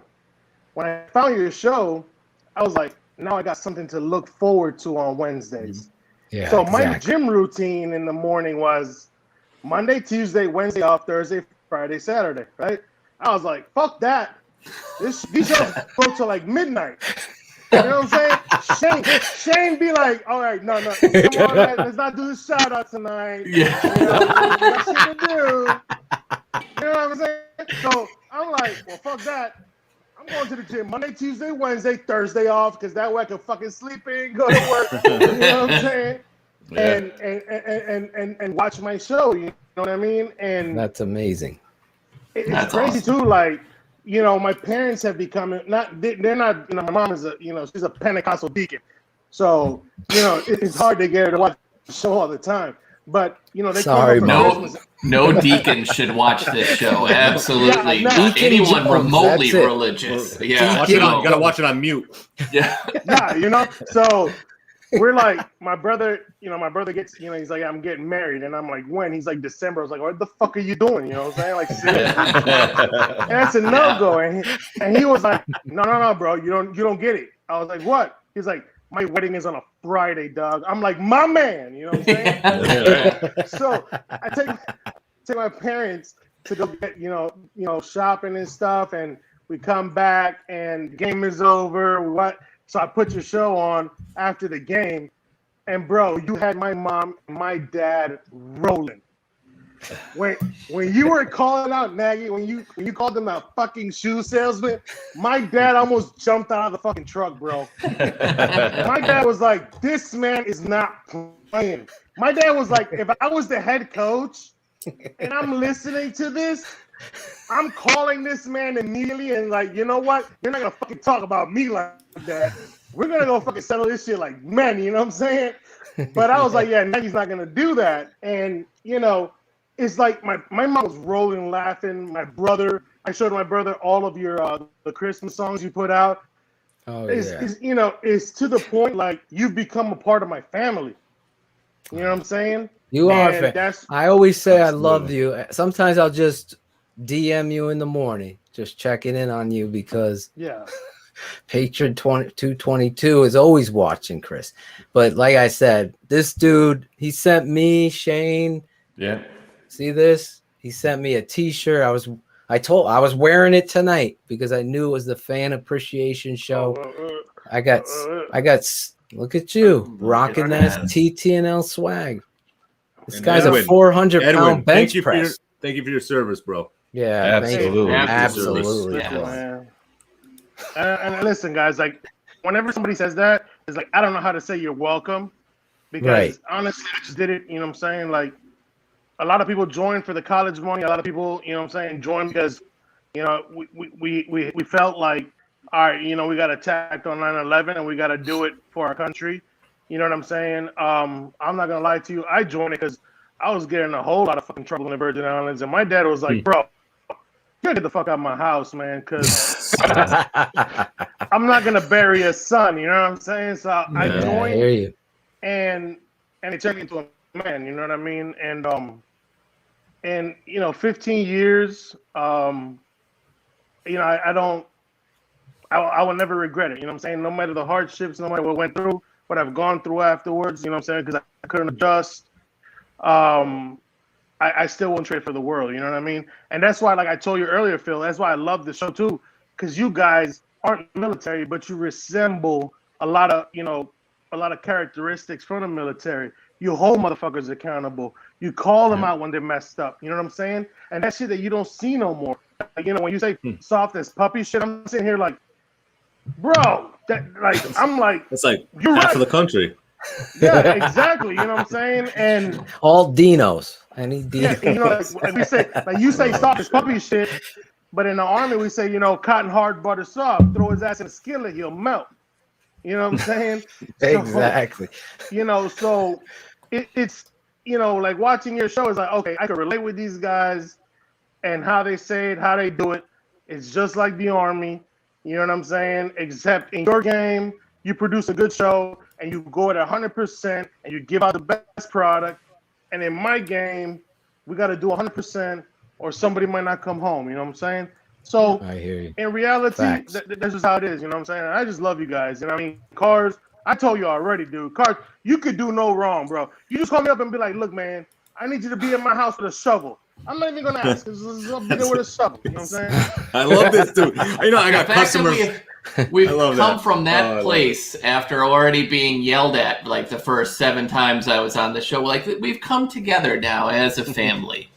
And now we can turn all our hatred towards Shayne. It's That's just right. the way that this works. That's the way and that that's it what we works. go- That's the we way go that it forward works. with it. Shayne was like, Real- yo, I don't know who this ammo dog is or this Edwin Lopez, but bro, you need to tone it down, bro. I was like, Yeah. But Let hey, me- that's the way we run. A lot of people that have been involved in this show, and it's really been trial by fire. A lot of, Phil and I have always told people, because we've done this for so long, it's the people. If we don't talk about you, Right. then you should be worried. It's the person, you know what I mean? If we see something that you're doing and we call it out, you should be. That's how we're getting involved. We're not bullshitting. I mean, Phil and I have had our disagreements. Phil's seen me lose my shit before, and vice versa. But that's what it is. And people always say, and you know how it is, Edwin. Like I said, I wasn't in the military, but I come from a military family. I live I'm just a couple of stone throws away from Fort Drum here in New York. And it's the camaraderie, like you said, it is very similar. It's it's like a sports team, your brotherhood. And if you can't call out the brother beside you for doing something that's fucked up or something that you disagree with, then you're doing it wrong. Then you're not really a brother. You know what I mean? You got to be able to call to call your boy out, and then call a spade, or do it however you got to fucking do it. And that's the one thing that we've run into with people. We like to bust balls, and it's really should be looked at as being endearing, because if we're not going to involve you and bust your balls and do it that way, then you're not part of our brotherhood, and that's the way that we always look at it. So again, like you just said that, man, like that's what like my NCO taught me in the Army. Yeah, he's like, if I don't fuck with you and I don't say 2 words to you, I don't like you. And every time you fuck up, I'm gonna do paperwork and I'm gonna have your ass out the Army. But if I yell at you, it's because I care about you and I'm trying to get you to do the right thing. You see what I'm saying? Exactly. So that's the truth. Yo, that's why I love this show, man. And then what I'm saying, the people, the comments, and people on the comments, when you make a comment and they'll like it, and they'll like, I don't know if you guys have ever seen on the comments, people have our own little debates in the comments. Yeah. You know what I'm saying? Like, oh yeah. We see it. We hear about it, certainly, the next. Oh yeah. I really rarely. Everybody in the chat, I know I sound like I'm in a hallway. I know we're it's gonna get this. It's not breaking I was news. just gonna break in and say, listen, Shayne had a baby as he was building his studio. He has to put the soundproofing on the ceiling and get stuff on the walls. The umbilical cord is cut already, buddy. I don't know what the delay man, is that's here, crazy. but this is some crap, man. Real It quick, is. we got Slacking. a lot of guests to get to. Obviously, we want to give everybody, as we can, everybody a chance to come on the show. But really, I heard it. I did come on the show. I fucked up.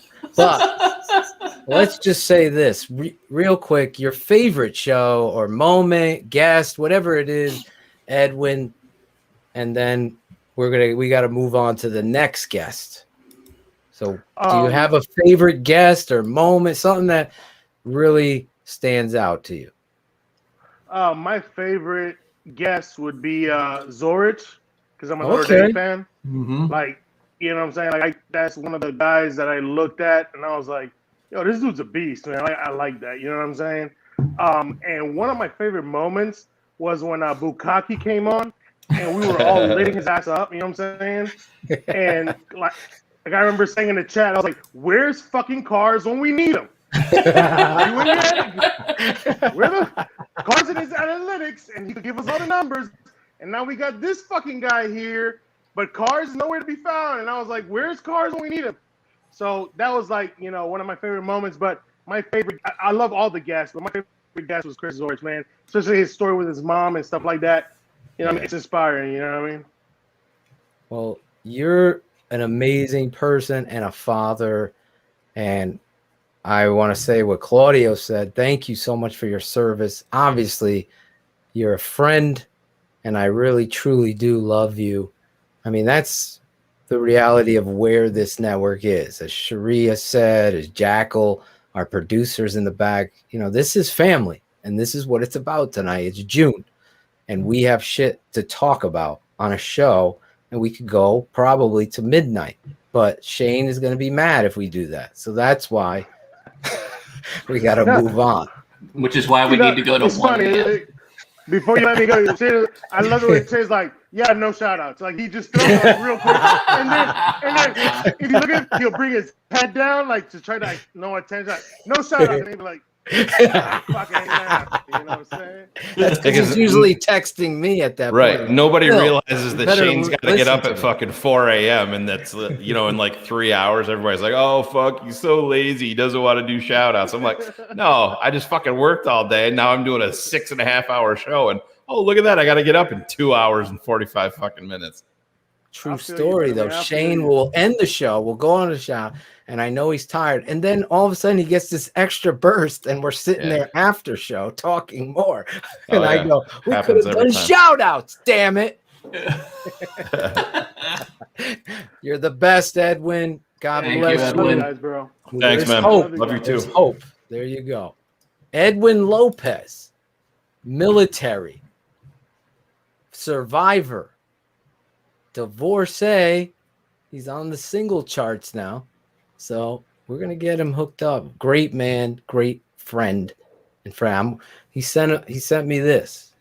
I forgot to ask him. Yeah, I should have worn mine. He sent me one. Cars. I know Cars got one too. He had a reason behind each one. We're gonna bring him back on the next show. When the No Troll show comes out, there'll be nobody showing up. I'll be surprised. I'll give credit if they do. If you do, I'm talking to you, troll boy.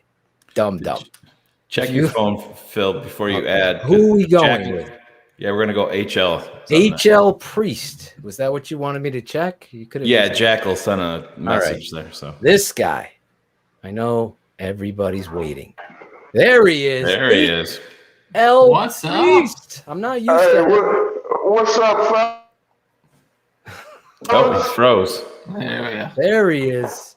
Now we got you. We stand Froze up right a little there. You have my internet signal sometimes. Is that good? You're good. Right there. HL Priest, the man. Yeah, my bad. I'm sorry about that, man. You don't have to apologize for shit. You're on the show. As long as we can hear you. Everybody, I always see you in the chat, and you're always promoting the network. I always say, like, how hard is it?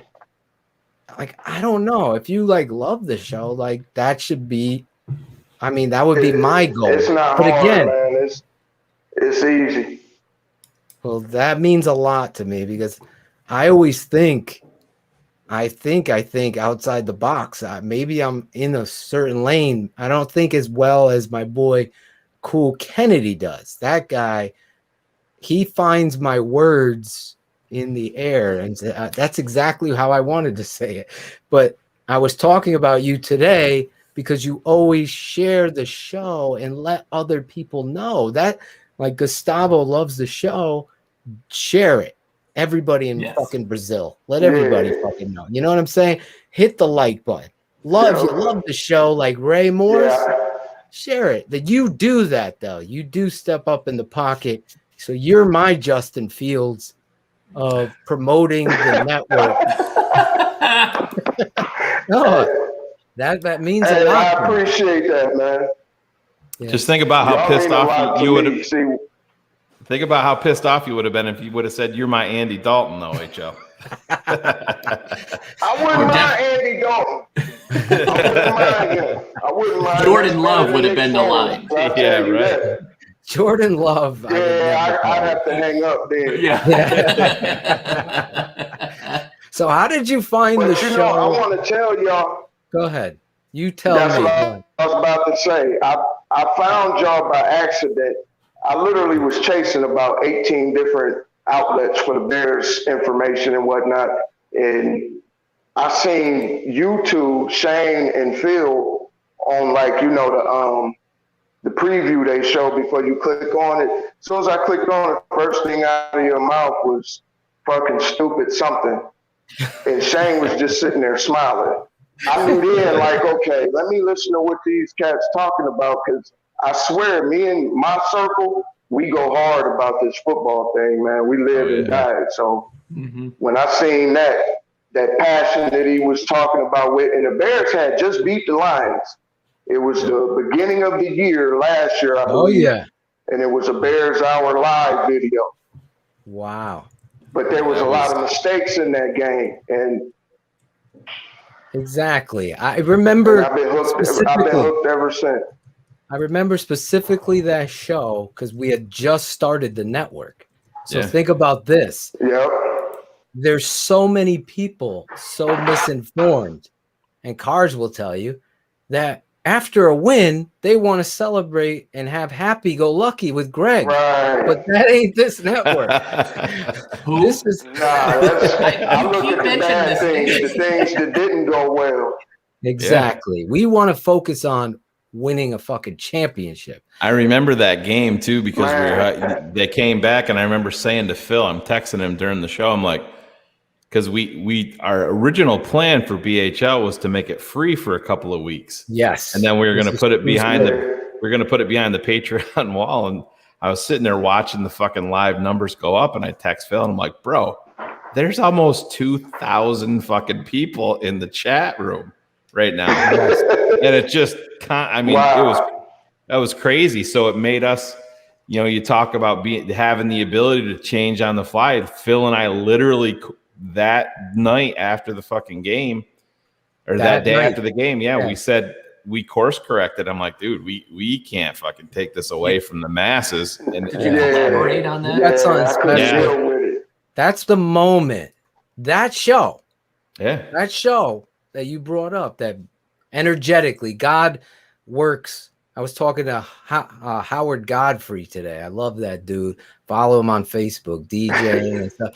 Howard and I were talking, and I said, God works. I'm not a religious guy. I'm not a deacon. Sorry, Edwin.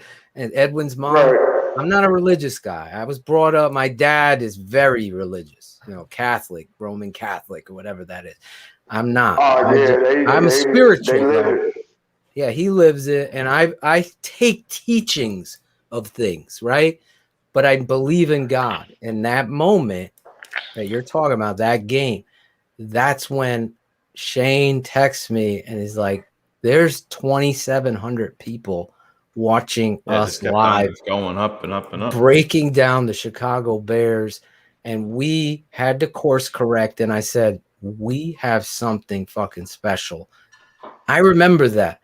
On that Bears Hour Live. The way you guys are with all of us letting us into y'all's lives, man, that means a lot to me, because y'all don't have to do that. Y'all don't have to, share what goes on in your personal lives with us, and that means a lot to me. So I hope y'all know that. I appreciate it. That's the transparency. I mean, we were at an old network, and there was, I'm being truth to you, HL. There was moments where the plan, and Shayne and I, we don't want no fucking plan. We gotta have someone that's contrary. Create controversy. Let's create controversy. No fucking way. I won't want to be a part of that. I make my own controversy with the shit I have to say. And gratefully, at some points he listened, but then looking back, there was obvious showcases of script writing for John Buffon on down, whatever the fuck is going on here. And I just didn't want to, I don't want to be a part of that shit. I'm keeping it 100. I don't blame you, man. It's got to be real. If it's not real, I've faced every fucking demon. Yeah. Remember that moment in, I'm sorry, Cars. Remember the moment in Eminem, what's the name of the movie? 8 Mile. 8 Mile. And he already knew. He knew what the dude was going to fucking attack him on. Yep. That's me. I know where you're going to try to attack me. I've already faced those fucking demons. I got nothing to hide. Right. I know who I am as a father, as an analyst, and as a friend. I love the fans. I'll go out of my way. And that's, you can't be phony on this show. We won't even tolerate it. And one of the biggest things for me with other men is their interaction with their kids, how they are with their family, you know, and the way you guys are. If I had children, that's exactly how I would be with them. All my free time would be them, and I would be doing everything for them. So that right there tells me what type of men you are. I have a 5-year-old that's very sassy. I could send you at a moment's notice. You just let me know. She's got my mouth and attitude. So I'm just going to leave that out there for right now.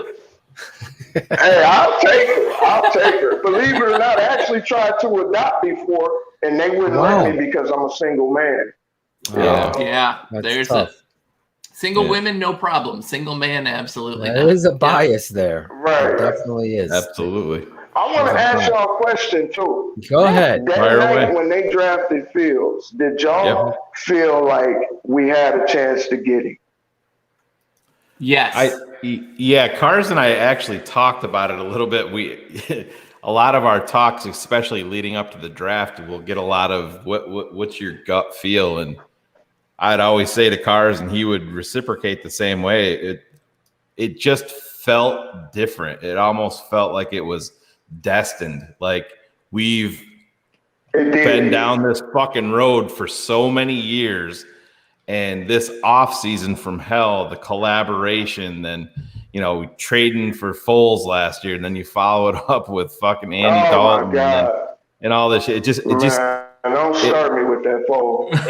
It felt like the stars were aligning, and and listen, I liked Mac Jones, but to me, it always pointed to one guy. It always pointed to Justin Fields as him being the guy. And like I said to Mac Jones didn't have it. Yep. And that's even Trey Lance, who's a fantastic prospect. He wasn't going to move the fucking meter like Justin Fields. He wasn't. You had all that prime time tape. You, like any Bears fan, I hate Ohio State with a passion. I cannot stand that. Me too. I'm a Michigan fan. Cannot stand them. And to this day, that Clemson game is one of the best collegiate games up there. That is up there with me with Vince Young against USC, right? Like that game stands out. And to be like, that's the guy. Like, I'm not looking against some weird. Go ahead. If Ohio State's D coordinator take his thumb out his ass, they probably win that game. I mean, there's a little bit of ego with Ohio State teams. I don't know if you know this. There is no V in Ohio, but it's like to Shayne's point. When it was coming, like. I love that my reaction is on camera and forever recorded because for me that was 40 years of just like there's a guy I want, we're never gonna get him. There's a guy I want, we're never gonna get him. There's a guy I want, oh my god, there's a guy I want, and we're gonna get him. Like finally. I want to say this, HL. I don't know if you remember, but the night before, Cars was the GM of the mock. He traded up, and he knocked it out of the park and got Justin Fields. I was there for it. I was there for that show. I remember specifically. Patron 222 was there watching it himself. So it just so happened to do exactly. It wasn't exact, but it was exact. The action was the fucking same. And I gotta get this network, the work that we put in that you guys don't even know how hard and tiresome it is to put show opens together and it's impressive. Analysis. Believe me, I know. Yeah, I know you know, but I'm saying as a whole, I think some of these blog boys think we're gonna just get on and talk. That's what I do. It's just not our style. I know that's you. My you prep. don't do shit. I just show up and smile and tell a bad Between joke you and here. Claudio. No, I don't do shit. I know Claude. What up, bro? I do way less. Yeah, it's good to see you, bro. Good to put a face to the name, man. You too, man. You too. Hey, I got one more question for y'all. Let Go me ahead. go. Last one, and then The I want defense. your favorite guest after this question. Go ahead. And then we got to move on. Okay. The defense, with Yes. all the attention that's being paid and going to be paid on the offense, how do y'all think the defense feel about that? And do y'all think it will put a chip on their shoulder and make them come out and remind people who they are? Pass rush will be fierce. Yeah. That's what my belief. I think that I think the tentacles that come with Justin Fields reaches all the way over onto the defensive side of the ball. Because to quote Gary Williams, you hope there's hope. And now the defense has listen, you hear these guys looking at Justin Fields and they're like, oh, this dude's fucking different. This dude's different. And HL, you know how it is, man. You watch football, and if you know that these fucking pass rushers can pin their fucking ears back and be like, oh, this number one over here is going to go down. He's going to punch one in for us. Yes, let's fucking go. We haven't had that, HL. We haven't had. You know what? As a coach, as a Bears fan, I'll say this, not even as a coach. As a Bears fan, there's never been a moment in time in my memory, even with Jim McMahon. Maybe McMahon was the only one I could say, okay, there's a chance that we're going to come back, that somebody's going to make a play at that quarterback position that sets the fucking tone. It was always somebody else. It was the defensive turnover. It was a big run by Walter. It was a big run by Neil Anderson. Game. Arizona Cardinals game. Yes, the Super Bowl season. It's been us. That's us. We hope something else happens to help us. We haven't had this guy. Blue 17. Wait a second. Mike, 58. Now changed it. Now we're fucking cooking with gas. We haven't had that. So I get fired up because I know New England is my backyard. Tom Brady, that motherfucker, is the reason you win. So quarterback, it's not cliche. Shayne's right. And I think to make my point here, the other side of the ball with that crooked eye. Did you see that in the open? I put that little girl and she's like, do you love me? You love me? You love me? You love me? And then she has that crooked eye, like, you sure you love me? That's been your defense forever. Are you sure we got I'm tired of that. They are going to come out. I know they're not there, which is surprising. It is. I would think they would have been there. Like everybody bothered me a little bit. Yeah, that's the one thing that I was like, wow, that's the opposite of what I felt the momentum was.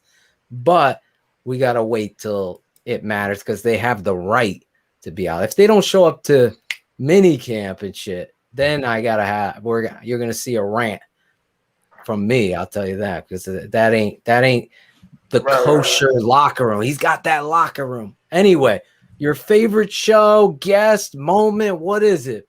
Give it to us. I think my favorite, man, before I said that, before you asked me that, I was thinking it would be that first episode with Cap.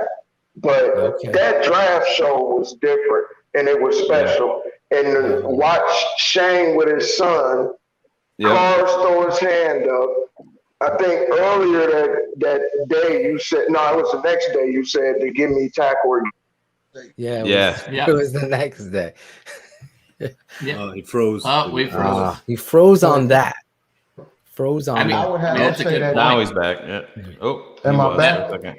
Yeah, you froze a little bit. You froze on give me a tackle or give me death. But there you are. Now he's back. The draft show. There's so many shows, guys. That's why I love the fans. They remember this stuff. Even that I forgot that moment. The draft show was special because even this show, after the draft, the viewers, went up. So obviously we did something, you guys did something special. Yeah, it was. Show, sure. It was. Whole week, it was. Not the show. I mean, the whole week. The whole week. What you guys did was live every night. You put in. My God. Yeah, eight consecutive nights of going, you're going nights. 3, 4, 5 hours. But it was so worth it, man. I can't believe y'all did those many hours on there, man. That was amazing. Yeah. Neither could our wives. Yeah. I knew it was coming. I can only imagine. Y'all probably got the side eye when y'all got in the bedroom, like, where you been? No, she knew. She knew. I was like, next week's the draft. I laid down those rules. I said it. I don't know if I said it on this show. I was like, I got no addictions. None. I don't gamble. Right. Just do drugs. But the one thing I do is the Chicago Bears, and I have to do them. Well, it's in your name, Sunday. bro. I mean, draft Dr. Phil. I mean, you kind of have to. Right? I live for the draft. Right. I've always. Because there. Yeah, I'm planning on going to that Green Bay game too, just so y'all know. Well, we're gonna be live there doing our show live. And I mean, I don't want to disrupt nothing y'all got going, but I would love to, No, you are in. 100%, man. You are involved there. We're going to be tailgating. One of gonna our be guests is awesome, going bro. It's to. gonna be Our awesome. guest, Sammy the Bull, is coming up soon. He is going to be promoting this and getting it ready, prepared. TTNL. You got I'm gonna be Jackal. there. Jackal's going to be in the house. Cherie's going to be in the house. Claudio. it Shayne, should be a good Shayne and his time. wife, for God's sake. His wife is going Yeah. to be there. I'm going to be there with my wife. Cars is going to be there alone, probably. My wife does not. Cars, me and you, bro. Me and you, bro. My wife Me has and you. no interest in being seen anywhere in public with me. And really, who can blame I doubt her? that very Same much. way. We will get Who can blame Edwin Lopez there to play your wife, Cars. That's what we'll do. Listen, I don't know what this is, but this has got to stop. Between Angelo and this now, like Angelo. we Maybe gotta Angelo draw has to a line come. in the stand. No. Yeah, I'm with you, Carl. Angelo will wear a dress if you Oh, my ask God, him, now. Phil. Phil, if you ask him, he will wear a dress. All he wants is to come back on the show.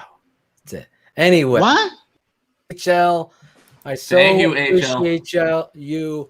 Yeah, man. I love all you guys. Real talk. You're the man, dude. You're the man. Thanks for letting me be a part of this. Oh, I'm so Every glad time, you brother. came on the show with us tonight and shared your No truth. problem. My pleasure. God bless you. Thanks, man. HL Priest. Follow him on Facebook. He's not on Instagram. I learned. I ended up tagging some woman. I shouted out HL on Instagram. and it Please wasn't get him. that. Please get that timestamp. I tagged some woman. I just want that as a timestamp. Our next guest, Sonny Delight. What's up, There he guys? is. What's going on? Can you guys hear me good? Absolutely. Yeah, we hear you. All right, awesome. What's going on? We're way up in the air over you, Sonny. Sorry, man. My camera's kind of high. I can be here. No, it's all right. There There you you go. go. There you Things go. that high make Phil very uncomfortable. Yeah, So I'm that's not used to all it being is. that tall, Sonny. Yeah, I heard. I mean, it's all good. It's all good. No worries. Sonny, is that your real name, Sonny? No, my real name is Sanjin. Sanjin. Okay, yes. But everyone just calls me Sonny. It's just easier to remember and whatnot. Well, now I know better because I You didn't had know to- Sanjin. You had to whiteify it, right? You had to Americanize it and That's right. whiteify it so that everybody else can do it. That makes a lot of sense. Yeah, man. Because anytime I would tell anyone my name, it's always be like, "What? What?" So I'm like, you know what? It's just Sonny. We're good, you know. There you go. I like it. I like it. What nationality are you, Sonny? I'm Serbian. Serbian. Yep. Got your black cat in the background. Yeah, I got 3 cats and a dog. So yeah. All right. What are their names, real quick? We got Bentley Joe is the dog. We got Minion, Kiki, and Aviation. So not one bear Like the name. gin. Like the gin, I'll take it. Yeah, that's right. a good He's going choice. with the drinks. That's right. Vonovanic. Vona. Jovanovic. Oh, okay. It starts with a J. Yeah. I don't think we can whiteify that one right now. Yeah, that's just not going to happen. Sounds like a forward for the Bulls, Jovanovic. Yeah, right. I don't watch basketball. I'm sorry. We can tell. We can tell. Perfectly timed, Shayne. Perfectly timed. So, Sonny, how did you find the network? What is it? What's Brother, the story, and I why do you love it? It's gonna be a hell of a story, and I have to give you props at the same time. So I'll take you back to it. It's 2018, week 1. We just lost that stupid game to Green Bay, And like I'm literally searching. I can't get any peace because I cannot believe we just lost this damn They game. literally just finished re-airing that on NFL Network like 20 minutes ago. I still cannot watch. If I watch highlights, I stop at the fucking time. Like I cannot handle it. But I remember that night, like sort of just searching around for podcasts, and I stumbled upon you. You guys were live. So I went back from the beginning to sort of listen, and that's the first time I heard you talk about, about the Bears and everything, and it was pretty much the first time I started following you. But man, one thing I gotta give it to you that I love your passion after each game, because you say a lot of truth that like you can go back, like I said, a couple years later and sort of dissect and like really make sense. Like one thing that what I want to walk into, or triple down on when we're talking about Zach Pearson earlier when someone was comparing Mitchell Trubisky and Justin Fields. Man, I remember in 2018 when we were talking after that game, when we were talking about Mitch, and it was just, I don't know about you guys, but I felt it even then that like there was just something in me like, man, like you would want a winner to fucking just take over that ball, man, and win the game. And I remember you saying like, hey, like once Mitch got off those scripted plays, he kind of looked lost. And I remember you saying like, if Mitch is thinking what's going on around him, that's a problem. What Mitch needs to be thinking is like, how do I win this game? That has always stayed to me here to this day, because you spoke so much truth in that like, we heard that literally later it came out the truth where Mitch is worried about the goddamn TVs. Mitch is worried about the damn game, man. Yeah, right. I mean, just make the throw when the throw is there to be made. One thing that I absolutely hated about Mitchell Trubisky, I'm sorry, I know Matt Nagy is a completely different conversation that we can have, absolutely. But one thing I hate about Mitchell Trubisky is like he's to me like when I'm watching every other average quarterback in the NFL. They drop back and like pretty much if their first guy's open, like, yeah, that's it. That's where the golf ball is going. But there's really nothing that like where he feels like, man, this is the fucking guy that's going to get us over the hump. This is the guy that everyone's afraid of, man. Like, no offense, but like teams didn't really respect our deep ball, man. That's a problem. Big plays are nice. They're good. We need more of those. And we can talk about Nagy, like I said, all we want, but like, Nagy has its faults for not putting Mitch in some situations, but at the end of the day, man, like Mitch, we can't say, I've heard Bears fans blame Matt Nagy that Mitch is not turning into fabulous quarterback. That's stupid, man. I am a full believer that you either got it or you don't got it. That's it. Okay, because Michael Jordan didn't become Michael Jordan because he had a great freaking coach. Coaching helps. Right. I'm sure coaching helps, but at some point, you got to take the next step on your own. You got to take that next step and ride that wave. And I feel like, the only thing when it comes to Matt Nagy that I'll defend to him is that when people are saying like, oh, he wanted Mitch to fail in Chicago. You're fucking stupid if you think that he's going to put his career because he doesn't like the guy. Matt Nagy at the end of that goddamn Philly game in 2018 told you everything you wanted to know about Mitch. Talking about how city of Chicago should be proud to have a quarterback like Mitchell Trubisky. He freaking lived and was mesmerized just like the rest of us on that goddamn last throw to Allen Robinson that set us up for that damn field goal. Because we all thought like, oh my God, it finally fucking clicked for Mitch. Yep. Holy shit. And like, I couldn't wait till the 2019 season because I'm like, oh my God, like it's here. It's here. You felt like and it clicked like he had stepped up into the pocket, took it on his team, and the rest is history. But the rest is history, and I believe in momentum. There's always like, but here's a momentum is a double-edged sword. It's always going to be what could have happened if Parker made that damn kick. The thing with Mitch.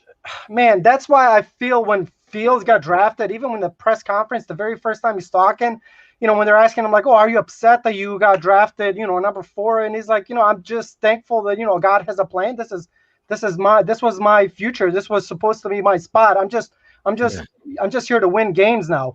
Like, are you fucking kidding me? Listen, holy shit. there's leaders. Mitch Trubisky had every tool you wanted in his toolbox, but he didn't go through the carpentry lessons. So everybody, you know, my wife could buy me all the tools she wants. I still can't fucking frame a house or a fucking studio like Jackal can. There's certain things at certain levels, to your point, because I'm a big the coach to me is the number one thing. You got to have a really good football coach, but that was an arranged marriage. And it was one, you know, I'm never changing my story. I'll stick to it. Matt Nagy has a lot of warts in regards to how he calls plays and uses personnel and situational football, but he is admittedly a head football coach of the Chicago Bears learning on the job. Now you're having to learn with somebody that lacks the mental fortitude and processing. It becomes a complete shit show. And that's what we saw. And your defense is out there winning. And then people like the Bears blog are flip-flopping their fucking stories and narrative. We've never fucking changed. Never. I've never changed, and I won't. So that's just my mini thing. I just keeping it 100. I really, you know, there's Mitch fans out there. That's fine. Some people aren't going to let go of Mitch or whatever. But that story, that boat, that ship has sailed. And the reality is, you better let go of him. Yeah, they can't. I can't believe it. It's still, still a thing. We wish him luck. There's nothing about it. I've read some quotes I think that he was putting on in Buffalo. He was throwing some digs at Nagy. I'm not gonna lie, but at the same time, man, there are times like we can talk about Nagy with being completely stubborn, and I think the fault with Nagy is that he believes in his goddamn system so much that when he looks at system that requires running the game and play action, he doesn't think that works. Therefore, when he sees that's what Mitch can handle, he's not even buying in the damn system himself. How the fuck is he going to put Mitch into a position to win? Well, that's the problem. That's what Shayne and Cars have always said it. I will die on this hill, and I mentioned it when it happened. I still go back to the game when you look on the sideline and Nagy's got his clipboard and he puts his hands on Mitch's shoulder and he's like, man the fuck up. I think that says so fucking much. To me, it speaks to, listen, we've fucking literally tried everything here for you to try to get you to fucking man up, to grasp a hold of what we want to do. You know, even listening to Mitch, and especially looking back on it now, listening to him in some of the pregame huddles speaking to the team, I didn't feel like very many of the fucking guys. Well, there's that photo of Bilal Nichols. Like, it's just fucking that's sitting the there. reality. Yeah, I totally agree. And the more you look back, and the more, like the night me, you, my dad, and Carr, all of us are on, and Justin's taking his first questions on draft night. I could see my father. I mean, he called me the next day to reiterate. It's like we haven't fucking played a game, but we know what he did. High school, fucking Pop Warner, college, baseball 2.0. Exactly. There's something innate. Like if I was 6'2", I'm telling you right now, I'll tell anybody to their fucking face. I would have been in the NFL as a quarterback. No doubt.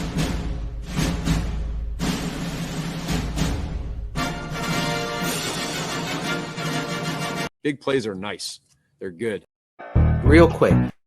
Again, real quick. I would have been. And the reality is, you fuck. The reality is, you got to have something in it. When the lights go on and all of that noise and the plays, you got to see it. And I see it already. Phil, I know we can't give away secrets here, but if you remember the way back to the Khalil Mack trade, when I spoke on how Mitch found out about the trade. Oh, yeah. And I mean, for that to be confirmed. Remember Mama's boy Otis? One of a kind. Yeah. Mitch is the real Mama's boy. We'll leave it at that. I mean, that's the reality. Anyway, we have so many people to get into. I love you. You're coming in here with fire and passion. Appreciate it. I love it. I appreciate you. Now tell me that moment or the show, whatever it is about this network that says it for you? This is why you are. I know you're a patron, but why you're a part of this family, the 100 crew. Man, with so much, I guess, I wish to say belief in Fields here. I really have to say that damn draft night was probably the best show I've seen. Probably because of all the emotions. And I gotta say, going to early what Cars was saying, his, the Bears have traded up, lives in my head. Okay. I know we're waiting on fucking Tooch to get a T-shirt. When Adam Rank gets in later and then drops the hand, God. Oh yeah. Tell me he doesn't speak everything we've been talking about as Bears fans for years about any team that actually matters in the NFL has a fucking elite quarterback. I'm not talking about a good quarterback. We're talking about an elite quarterback. There's a big fucking difference between being in the Super Bowl being in the playoff contention once or twice in 10 years or fucking being there almost, it seems like, every goddamn year. Fuck, man. Sick and tired of that shit. Yeah. Well, you said it all. I love you, man. Now I know you as Sonny. See, I didn't know that anymore. Now I know. Serbian. Yes, Where the fuck is Serbia? It's close to Croatia, Bosnia, Italy, Albania. It's that area. I don't know how much How far is it from Armenia? Because I have an Armenian last name. Phil thinks that's right next to San Francisco. Armenia, I guess you would go left back to Europe. No. Oh, okay. No more Armenia. I don't know where the fuck. We need you to find out about this thing called Google, Phil, where you can ask these questions. But in the moment, you know where Serbia is, Cars? Seriously. Yeah, absolutely. Okay. Yeah. You're fucking good. What continent, Cars? It is in the eastern part of Europe. So Sonny says yes. I'm going to agree. We need Europe, can we play one? Usually people say, Europe. That's the nail it. Eastern Europe. Like, fuck. Look at you. You got a little baby over there on the couch. Yeah, look at her popping her head up. You're popping them all out, you Serbians. Jesus. So that's my daughter, Mila. This is my boy, Bodie. Bodie. What's up? Can you hear me? Can you hear me? Is he excited about Justin Fields? Yeah. Yeah. Yeah. Who's your favorite Bear? Has. What's that? You had the bigger shirt than me. I don't have the. Yeah, I bought shirts for the whole family. The night he got drafted, probably nice. after that damn press Look at conference. you. I bought jerseys for the entire family, but his jersey was a little bit. Well, it was too big, so we'll have to reorder it. Got to get him on a steroid program, man. That's what it's all about. What's his favorite? Before we let you go, we're gonna be moving on to my boy Ethan. What's his name? Bodie? Bodie, what's your favorite Chicago Bear? Who is it? Who's your favorite Bear? They were in Ever Robinson. Allen Robinson. You hear that, Allen? Get the camp. Yeah. Bodie wants you at camp. Get the camp, man. All right. Thank you so much, Sonny. Thank you, Sonny. Thank you. Sonny Jovanovic, straight from Serbia to your home, wherever you are living in this geography. Neglected guy. I don't know. I don't know geography very well. You guys should be happy that I know football. That's what I know. That's all I know. And the next guy, I know this guy's a great dude.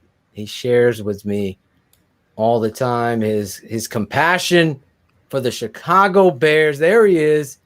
I could say your last name. Ready? Ethan Hellier. Am I right? You got it. Look at that, Cars.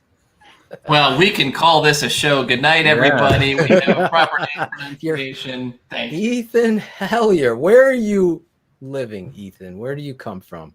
I am in Vikings country, unfortunately. Oh my God. That's worse than Packers country, in my opinion. It can be because they have just as big of an ego and no winning streak to show for it.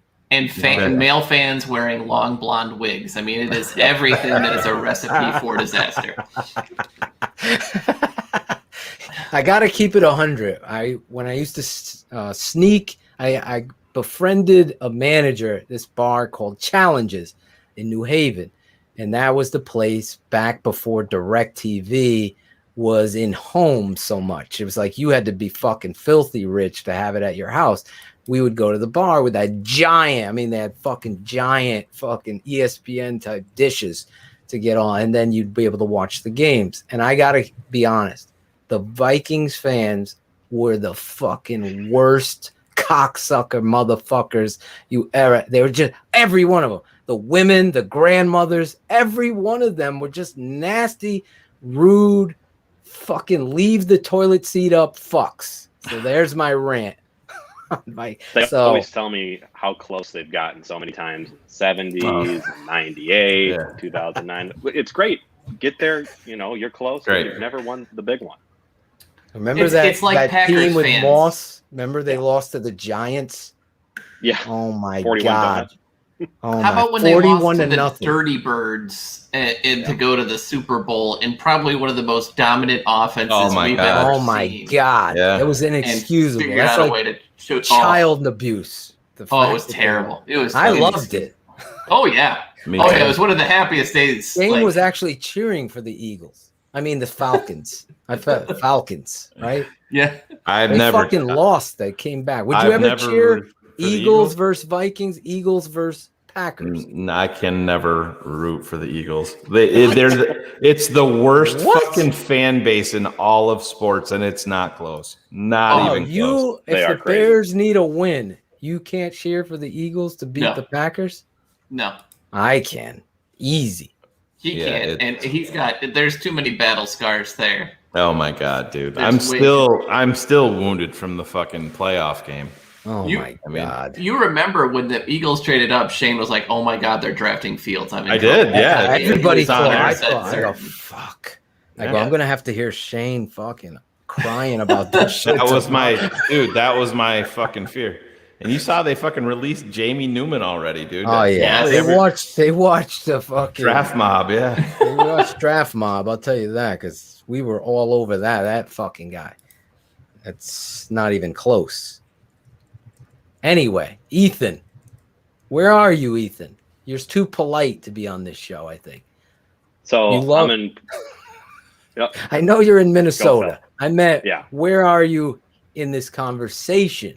Are you cheering for the Eagles to beat the Packers, for the Bears to get into the playoffs or whatever? I just need to know real quick. I would cheer for Philly if it made the Bears be in a better spot. If they could go to the Super Bowl or whatever the case is, I would cheer for Philly.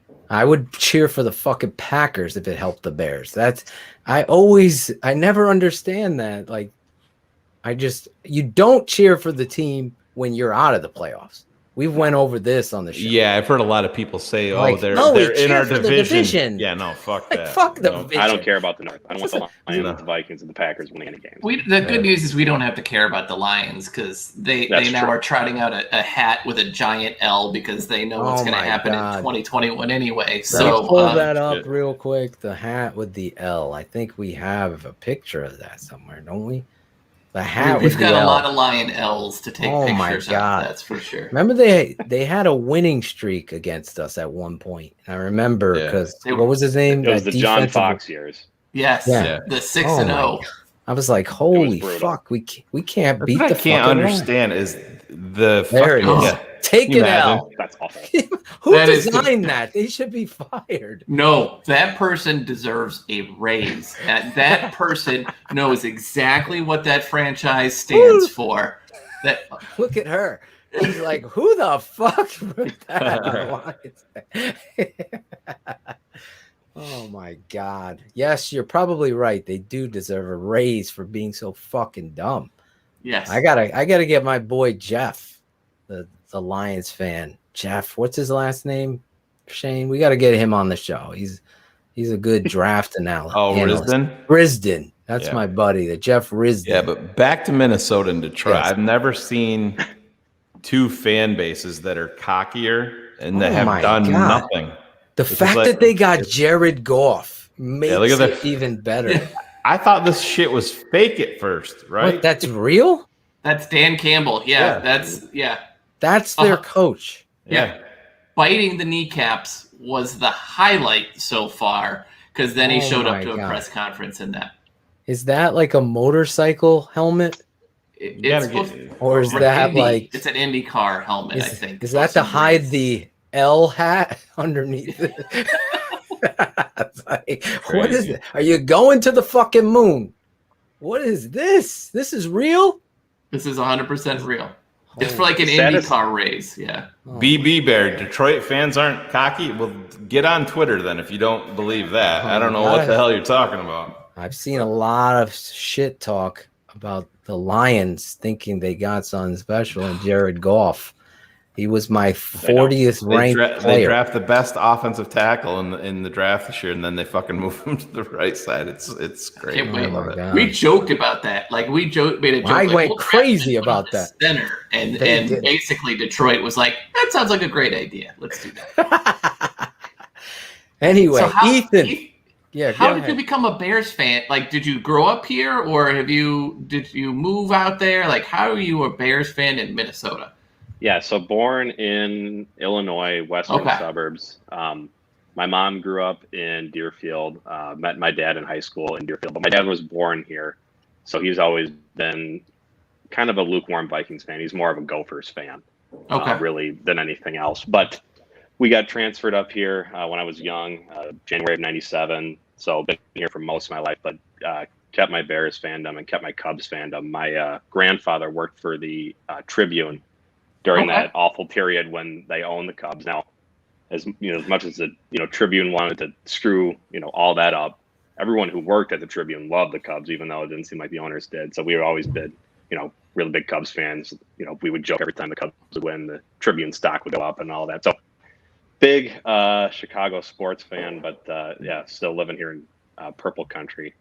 Bless you. Just got to say, I watched that Dan Campbell introductory press conference, or watched a couple of the clips from it, and everyone's talking about, oh, this guy would be great in WWE, and he's got the character and all this. And I was like, listen, I watch wrestling. That's like my number one passion, or was when I was a kid. He would be the corniest jobber on the whole roster. He would be awful. Like, yes, he's got the high personality, but don't give this guy any credit. I think he's going to be awful. He's going to be the Mark Trestman of that. He was. That speech was like Nick Nolte in Blue Chips, and if I'm aging myself, I'm sorry. I know what I'm doing, but it was to your point, it was so terrible. Like you thought somebody texted me, Cars. You're like, dude, are you fucking watching this? I thought they were joking when you told me about this. I don't think he could coach junior high football. He actually said bite kneecaps. I go, shut the fuck up. Multiple times. Wrestling? Is this wrestling? Oh my God! He might have gotten into Adam Gase's cocaine stash before. Oh my God! We never know what would have happened there. Oh listen, my God! My Uncle Sam always said, "Listen, there's a lot of used car salesmen, a lot of shoe salesmen in the league that get hired with the Good Old Boy Network. If you haven't seen Blue Chips, you got to check it out. That's what was Shaq. It is. Oh, there's a ton of them. Pennies. A lot of good. Such a good movie. I haven't watched that in years, but anyway, that's going to be another off-season show. Sports movies. That's we'll right. Do that. We're going to talk sports movies, trolls and sports movies. Anyway, you, Ethan, how did you find this show, this network, and become a part of the TTNL 100 crew family? Do you want to take the cross down on your wall before you start talking about? both my wife and I went to Catholic college, so I say that we paid a lot for those crosses. So I want to good call. Get your money's worth. Exactly. So I found you guys. It was after the Bears had fired Trestman and they hired Fox, and I wanted to get more involved, learn more about Fox. I knew who he was. He got lucky with Peyton Manning in Denver, and he had a streak at Carolina and all that, but wanted to learn more. So essentially just searched Bears on the podcast app on my iPhone, and you guys were on one of the top. I clicked on you and, Bear Download and, some of the other Credential Press, and they're fine podcasts, but what I liked about you guys is you were fans, but you're also able to zoom out and look at it and say, yeah, we love this team, but these 5 things are bullshit. This is good, this is bad. But still, at the end of the day, when we all log off, we all go lay our head down on our bear pillow and we all cheer for them. Where, you got like a guy like Dan Weeder. And I get he's press and it's his job to be critical. Oh, fuck him. That. But all he wants to do is just be negative. Even when the Bears are on that 12-4 season, and he's like, "Well, is it sustainable?" And he's just the classic, contrarian, which has just been done to death. And I just, kind of had it with those guys, and you guys have always kept it real. And I followed you to the new network, and this has really been actually a huge improvement. I was nervous, but I like this better. I like that Cars is on all the time. He kind of, he's Cars is kind of more my level. There we go. Not super high, not super low, just in the middle. In the middle. Oh, you don't know him very well. You got to see it behind the scenes. This crazy fucker. I love this dude, Ethan. Keeping it, you fit right in, Ethan. You understand the dynamics, and you understand the kind of, what is it, the mission statement, if you will, of the idea that Shayne and I sat down. And Cars we've known forever. In fact, Shayne was so instrumental in keeping it 100 with Cars being a part of the old network, pushing that, because there was a lot of pushback. And he had a shitty voice, and it's hard. I do. But the reality was, when you came together with us, it clip that. It flows. Jesus Christ. What is it? Phrasing? It's the reality of that's English. You came together with us. We all merged together. We all came together. Exactly. And the reality is, behind that is history. And I got to say this about Cars. He gets a lot of shit. We all get shit. Probably I get the most, but everybody gets shit.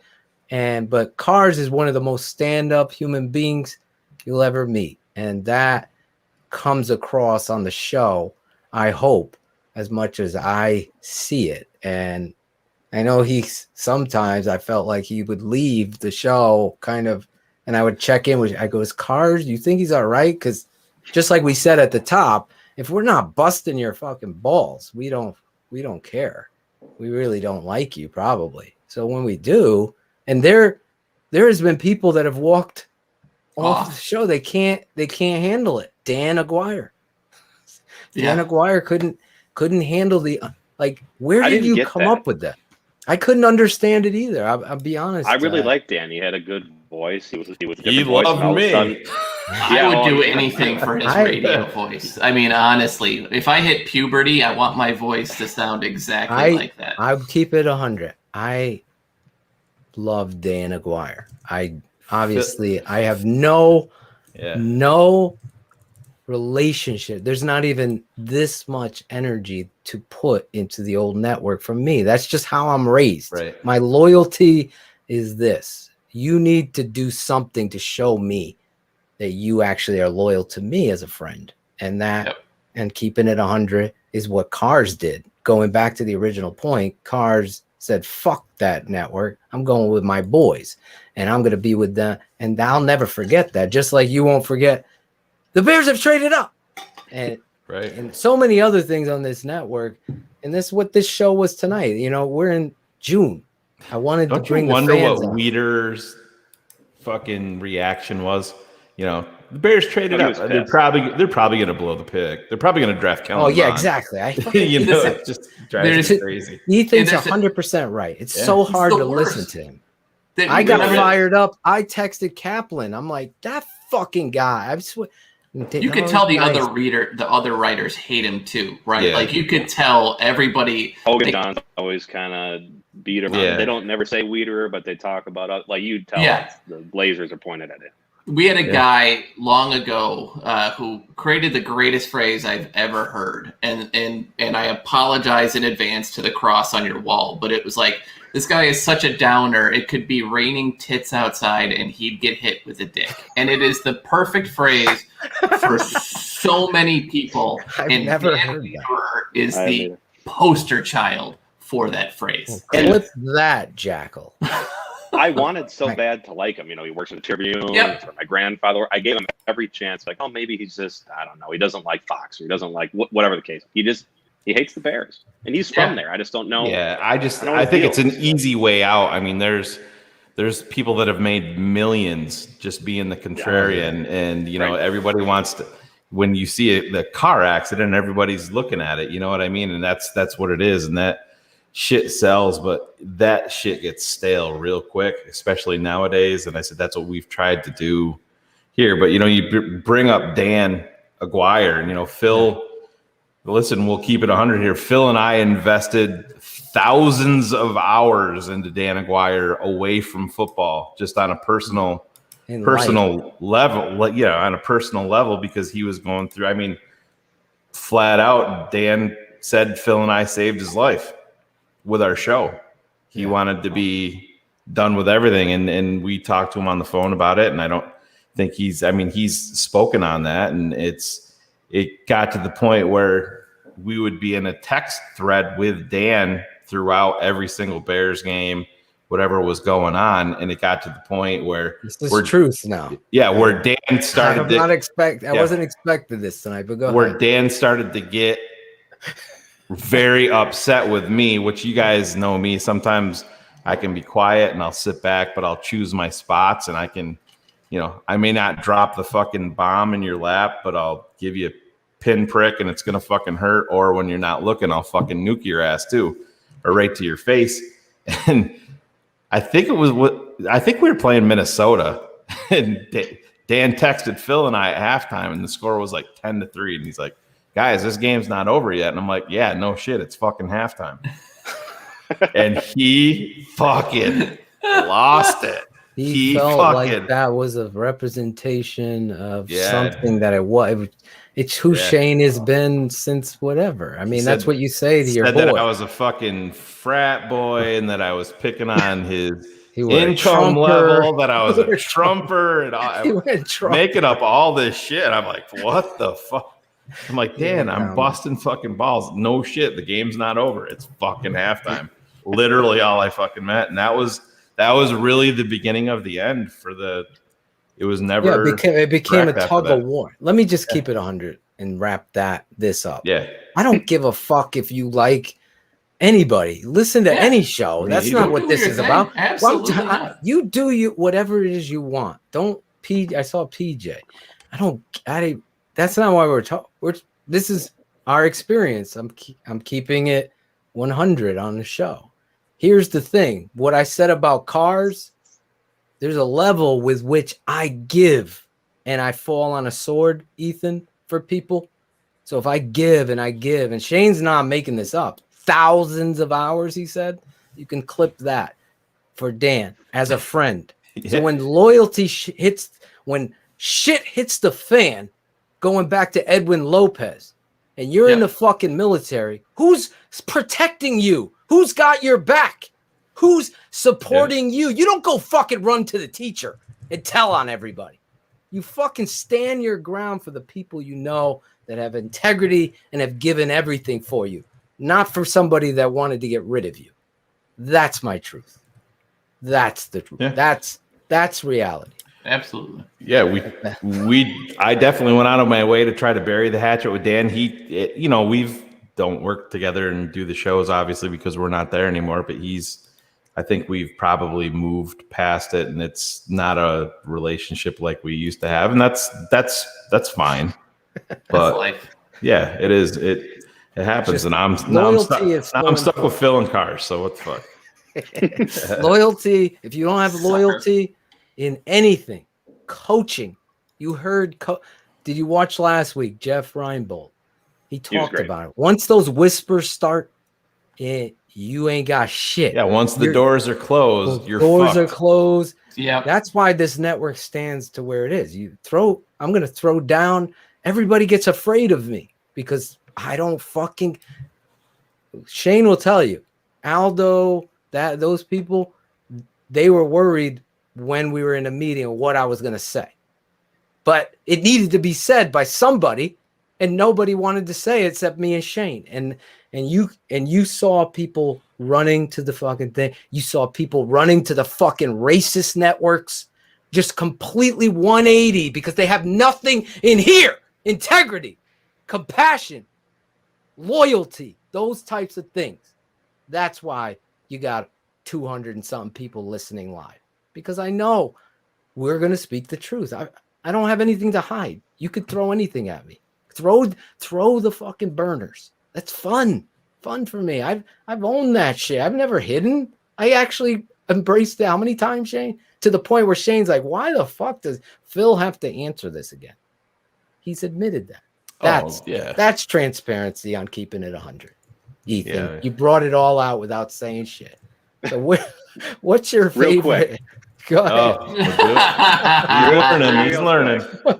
I got a 1A and a 1B. I used to bug Real Shayne quick. in his DMs and ask about players and I didn't hear. I know what you the said, man. Go ahead. Oh, sorry. I was Go saying ahead. that I used to kind of blow up your DMs and I would ask you random questions about trade players and all that. But just two quick questions. It seems like the national media and everyone, they love to blow smoke up Cohen's ass. Like it almost seems like they're almost building a trade value. And I like Tariq. I think he's a fun player. I like that he's on our squad. I don't think his contract is crazy. But with how much love he gets, is there like a decent trade value with him? Maybe like midseason if he's having a good season. I don't. And then I guess my next, no, just because he's a running back and his contract value, and he's probably more slot than running back right now. I don't think he would. And honestly, I think anybody that's trading for him is trading for special teams. Yeah, more than anything. Yeah, that's true. Yeah, I mean, I think to a man here, and I don't think Phil and Cars would mind me speaking for them here. I think we're all on the train that Tariq is really overrated, and there's a lot of hype there. He's never lived up to the hype that he gets, and none of us would have gave him the extension. No. I'm usually firmly against paying running backs, right? That's yeah. And then is there a possibility like someone like Nick Foles, like would he want to come back? Let's say we have him through the whole year and he's our, new Tyler Lambert's Bright. reporting he's getting traded to the Jets. So Lambert's reporting that someone else is reporting. They just read that in my daughter's diaper, I believe. After that It was like spelled out in the diaper. It's not hard to connect the fucking dots there. So this is what Eric does. I mean, you look beyond Wilson and nobody has any experience. So yeah, Douglas there has a history with Nick Foles, the GM there. Yeah. So I think it gets done probably in the preseason at some point. But yeah, you remember I said that on draft night. Were you saying, do you think he comes? Are you asking if he comes back next year as like a backup role? Yeah, like could he come back on like a vet minimum sort of deal, or do you think the Bears just want to move on from him? Because I do feel like we should have some sort of wily veteran, behind. I don't think he's for a while. He's under contract next year anyway. Oh, he's correct. Okay. Yes, he's got one more year. It was a 3-year deal. Yeah. Yeah. Even then, I think what's interesting is his view in the league has really very much gone away, right? Like the Jacksonville thing and then the Bears thing. So yeah, if he's available, I don't think he would, the best job in sports is either being a left-handed middle reliever in baseball or being a backup quarterback. And so he'll never turn it down, but I don't know if he'd be the one. Or being Angelo and working for TTNL for $1,000 a month. All right, Ethan. What up, Ethan? I was going to give you an opportunity to tell us your favorite moment, but we got to keep it moving. So sure, no problem. I appreciate you. You got the 2 questions, but I really, honestly, truly appreciate your friendship and the support you give us here, 100%. man. Totally. You came on here and you brought out my fire. You got me fired up. I don't know how you did that quietly. That never happens. What's your Twitter, Ethan? Ethan L. Hellier. Ethan L. Hellier. Raise. I don't think there's a lot of Hellier. Yeah. I don't think there's a lot of Helliers out there, so it should be pretty easy. Guy went to a fucking Catholic school raising Hellier. And he's from parts unknown, so I'm definitely okay with that. That works for me. There you That's go. my little wrestling reference there on the absolutely Twitter account. Follow Ethan at Ethan Hellier. There you go. L. Don't forget the L. like H.L. Priest. There you go. All right, Ethan. God bless Thanks, man. you Thank and your you. wife. Thanks for coming on, brother. Thank you. Ethan Hellier. We move on from Another great Ethan. guest. Oh my God. We got a lot of guys tonight. Right here. Oh Lord. Sammy. Oh, there he is. The Bull. What's up, boys? How you doing? What are you at Acevedo's house with the accent wall? In my backyard, man. I'm relaxed. No, I had to make a move. He Yeah. had a good spot, but there's a glare behind him. So I had a made glare. move. Claudio's like, you got to move, buddy. You got Yeah, a glare. the bad glare. He shifts Producing. over. He Don't shifts tell me he's over. producing all He's this. doing things today. Yeah, that's it. I'm doing something. I'm writing this down. Shit. Exactly. I'm writing this day down in my diary. Claudio actually did say shit. He's doing things, boys. He's over Moving here. and shaking. Moving and shaking. You got to move, bro. That's it. You got to Sammy. move. What up? Sammy the Claudio, how Bull. you doing? What's up, guys? Good, Shayne, First of congratulations. Gotta Thanks, say man. that first of all. Awesome. I got a girl too, so I understand it's gonna be awesome. Dope Going hat. I through it like live, your yeah. hat. Yeah. Nice You guys are hat. like I like twinning. that. Yeah. Orange and blue. I gotta wear the old school B. Oh yeah. Exactly. They're the best hats. We're not going crazy like Claude over here with his Oh, neon Claude and loves them. sparkles. Changing it and up. Listen, I balloons. think a lot of Starter people like hats, this old hat, man. school. Yeah. Listen, I said it before the show. We're looking Exactly. for a talented graphic artist that can help us out with Tooch because Claudio likes that gaudy style. Is the only I like term both. think. I like both. Neighborhood Wait, gaudy can you say, style. I can like you it. I say don't know gaudy again? Can you say it again? I'm not saying it again. Gaudy? Gaudy. Oh, I love it. But he likes that style, and I'm more like what you guys are, like simple, straight. Big B. I like that. So, Big B. but there's a place for everybody. We want to support everybody, so we need someone that has real proficient skills in designing some Logan's logo. like, what's up? I like Claudio's hat. Leave him That's alone. right. Leave him Speaking alone. of- Thank you, Logan. I'm putting you on my shout outs right now. That's my boy, yeah, Logan. I there like you go. Logan.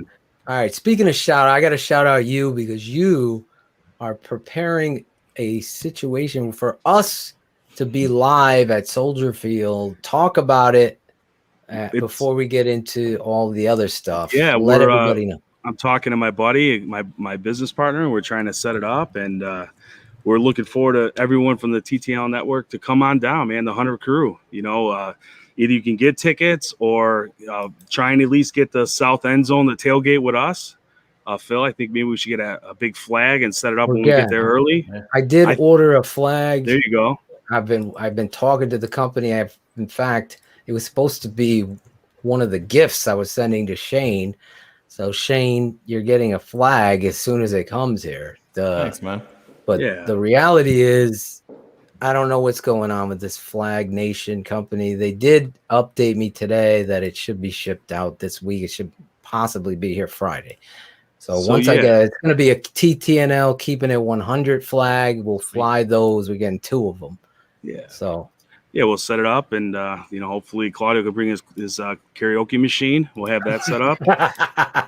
No, that's Angelo. Angelo. No, we got some DJs in town that I've talked to some people.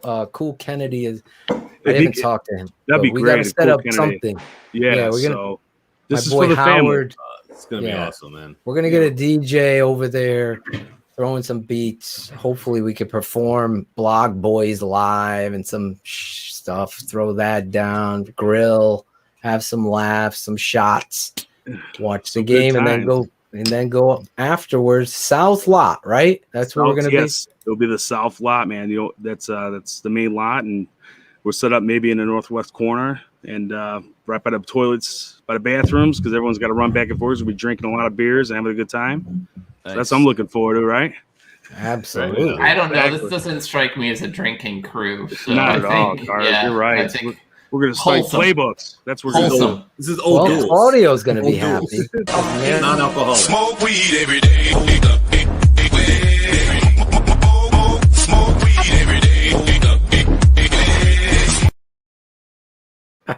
It's legal South in lot? Illinois. Is that allowed in the South lot, Sam? It's allowed everywhere. You're in Illinois. Illinois is legal. Yeah, Nice. it's legal Wow. everywhere. So Yeah, that's going to be a party I might right try there. it for the first time. Can we get a bubble so we can keep Braggs on the outside?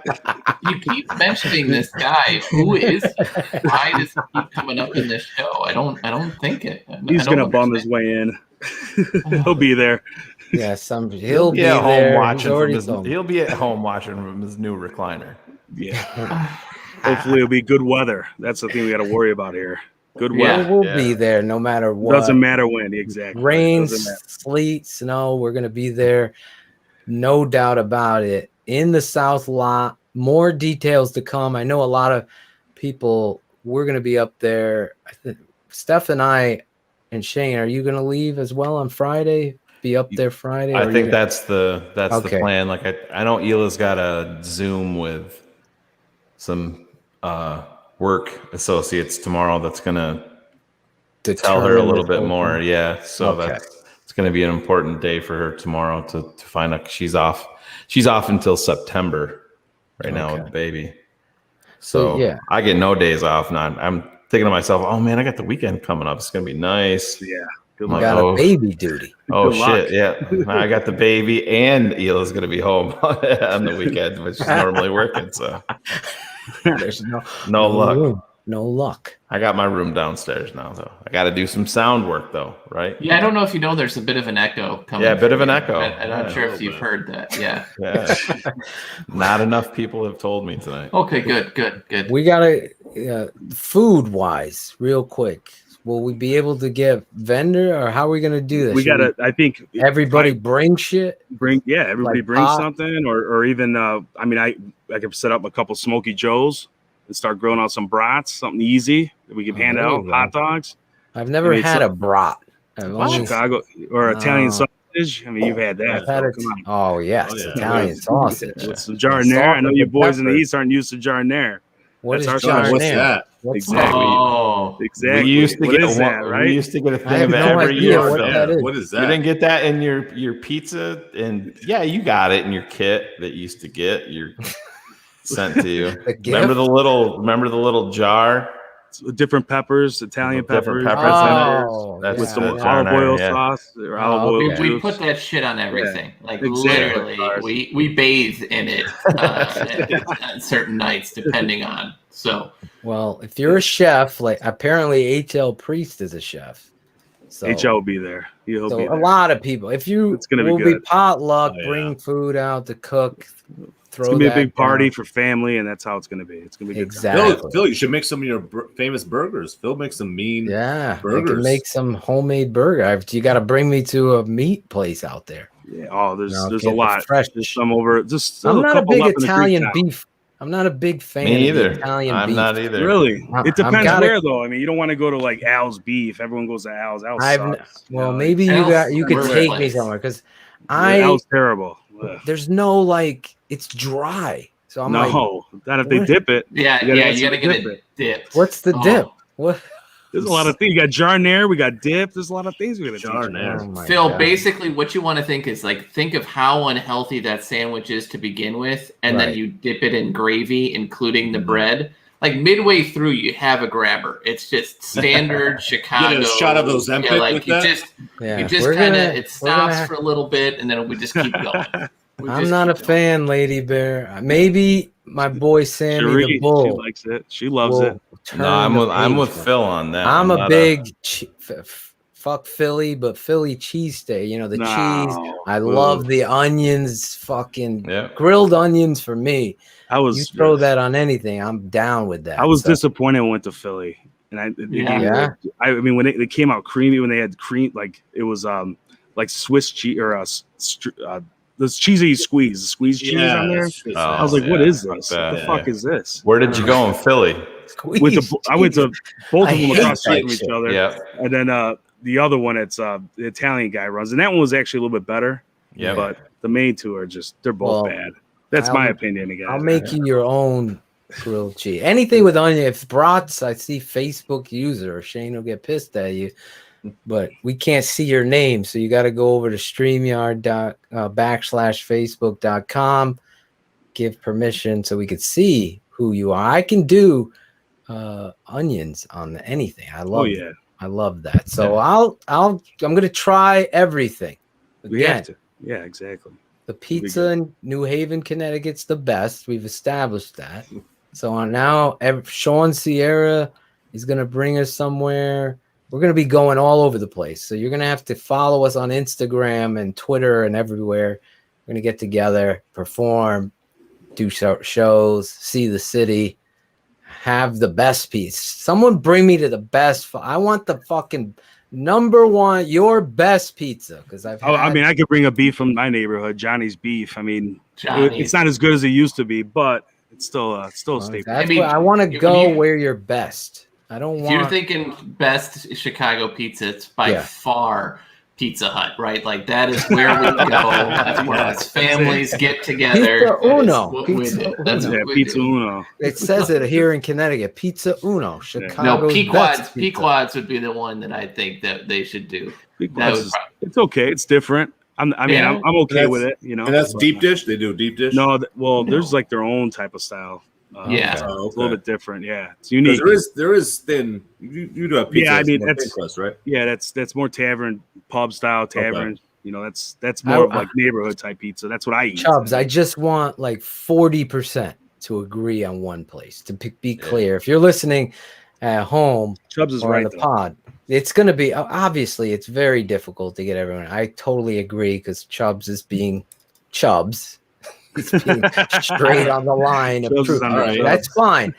40% are telling me here is where we're gonna go. Then let's go there. I want to take the factor. Yeah, he's saying so. Tavern style it's tavern style. It's thin crust. It's okay. So deep dish is totally overrated. Deep dish. Deep dish let me tell you, once in a great while we have. It's like a pastry on the outside. It's giant, filled with. I made the mistake the first time I went to Chicago. I'm about to order one right now. If we can let me order a large. Call it an inside-out calzone. That's what it is. I ordered a large, Sammy, and I was like, "Holy fuck! I can't finish this." I mean, I'm a big. I had one slice, two slices, if that. It's tough. It beats you up. Heartburn. We'll set this out. We got plenty of time to get 40%. Maybe we could put it on the patron side or wherever. Put it on our I don't know how we could do polls anymore. Maybe on our Twitter account. Twitter account. Twitter. Yeah, okay, Twitter. I'll put it on my Instagram too. Yeah. Let me know what I want to try that there. I'll let you know because I know pizza. In fact, I can cook pizza and make better pizza than half I've ever tasted, except modern. But then we'll go on a hot dog war. It'll be like, what kind of hot dog you like? Chicago style, which is you want a Chicago style or do you want a depression dog? I'm more of a depression dog. You guys get so fired up with me. You know what I mean? Our food is big here. Come on, guys. You know, I know it's our water. It's Lake Michigan. It's Lake Michigan. That's what makes it. I do put ketchup, relish, grilled onion, and mustard on a hot dog. And I'm not going to change that. I'm going to try the Chicago style. I've seen it. It's all dry with peppers and pickles and all this stuff. I'm going to try out. Give you my truth. I'm not going to lie. You're keeping it. That's how I like it. I like the ketchup on there. It's perfectly fine. It's a fucking hot dog. It's mixed up bullshit ass meat. So it's real shitty meat. Let's sweeten it up a little bit. It's so good. I like them burnt. Claudio likes them burnt. I don't. We do have Hummel. It's a grilled dog. I get it. Oh yeah, it's all right. It's lips and ass. Exactly. It's lips and ass. Lips and ass. Jeez. So I will try all. Angelo will fucking drive there if he doesn't get a ticket, man. If Angelo's coming, I'm alerting every cop. Oh, we got to make him dressed up as a mascot. You got to. You got to. When you asked, wait, Justin Fields is not a quarterback? Oh, it was terrible. I was like, oh my God. That was the best. He was so fucking serious. Like, really? Yeah, I knew that he'd fall for that real fast. There's Loki. What up, Loki? Yeah, shouting thanks, you man. Out, Shayne. We DM'd a little bit today, and he thanked me. I appreciate that, man. Yeah, it's I've been getting lots of DMs and well wishes from everybody because I'm an old man with a new little baby girl, and at least your junk is still working, Shayne. You got That's proof. right. You got That's right. evidence. It's true. You're still shooting. That's right. Never surprised when the show goes anymore. We're in there after because Hila had a C-section, and the nurse comes in. She's like, "You guys talked about birth control." She's like, "You can't do this. You can't do this. There's nothing's going to be inside here. 6 weeks. Shut up, Dad." And then she keeps on going on her spiel. I'm like, 6 weeks. Fuck that. Oh my God. I don't know how gross I can be on this. I'm not gonna tell that story. Thank you. We've all seen it. I would keep it 100, but no. Do you really want, like, after Steph had her C-section because of the twins? You're like Shayne said, you don't have sex for a while, and I said, you know what? I'm just gonna play like Seinfeld. Thought he was gonna say he sent her to the dentist. No, I'm gonna be free. I'm sorry. That's hilarious. That's fucked up. I'm gonna be free. What was it? The master of my domain. Yeah. That's what I'll slam down the money. What, 3 days? Yeah. No, I didn't. I stayed. So anyway, the court. football. I stayed the course. But I'm just telling you. Justin Fields is our quarterback. The explosion Is he? Yeah. I was excited when we picked him. I was watching the show and I was enjoying it, and it was an exciting moment for me. It really was. I mean, we've always had these quarterbacks that have been shit shows and guys thrown up on the field, and it was exciting. So I'm happy as a Bears fan. I'm still skeptic, and it comes more with our head coach Bishu, and he's taking back over the play calling. And do I agree with that? No. I think his ass should just stay in the field with his fucking face covered with his stupid playbook, but that's my opinion. But we'll see. If I see another jet sweep on the fucking one, I'm gonna throw my remote control at my TV. I just can't handle shit like that. You guys know me by now, and we'll see what happens. But I'm really excited to see this kid out there, and I thought he's probably gonna start fourth week. I think he'll probably be in there. Let's be honest. Detroit game is my Detroit prediction. game, exactly. Yeah. We got to win. And now the schedule, it's back and forth. That's going to be a difference.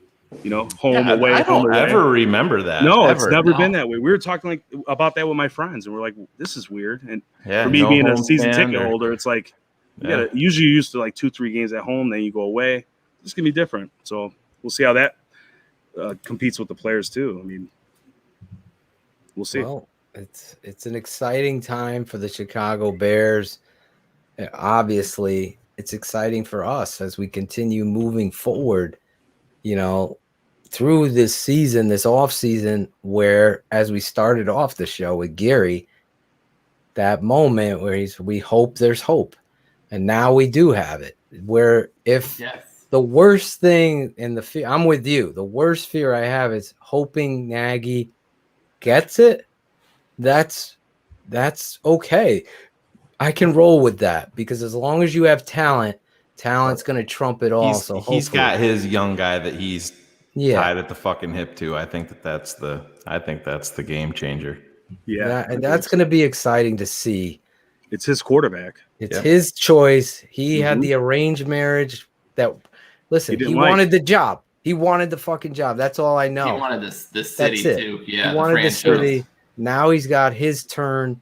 Now we got to see what he is. My fear, though, obviously we're not going to be able to get to all of the video and shit of Sam Mustafa and all that stuff, because we want to get everybody on. Do we want to just bring Cameron on with Sammy? Sure. Bring him on. Bring Cam. Cam, what's up there? Cameron, baby. Don't hear me? Yeah. What's up? There he is. There I am. Dago T on. He's ready. Finally get to meet this guy. Look at him. You're part of the family. You two together are always in the chat, chatting it up. What's Figured up, get Sammy? the two of you What's guys going on, on. Cam? How you doing, kid? Good. All right. Cam, where are you from, Cam? I am actually originally from the upper Midwest, Chicago, upper peninsula of Michigan, lived in Packer country many years. Really? Yeah, and actually I was coaching part-time up north as well. Nice.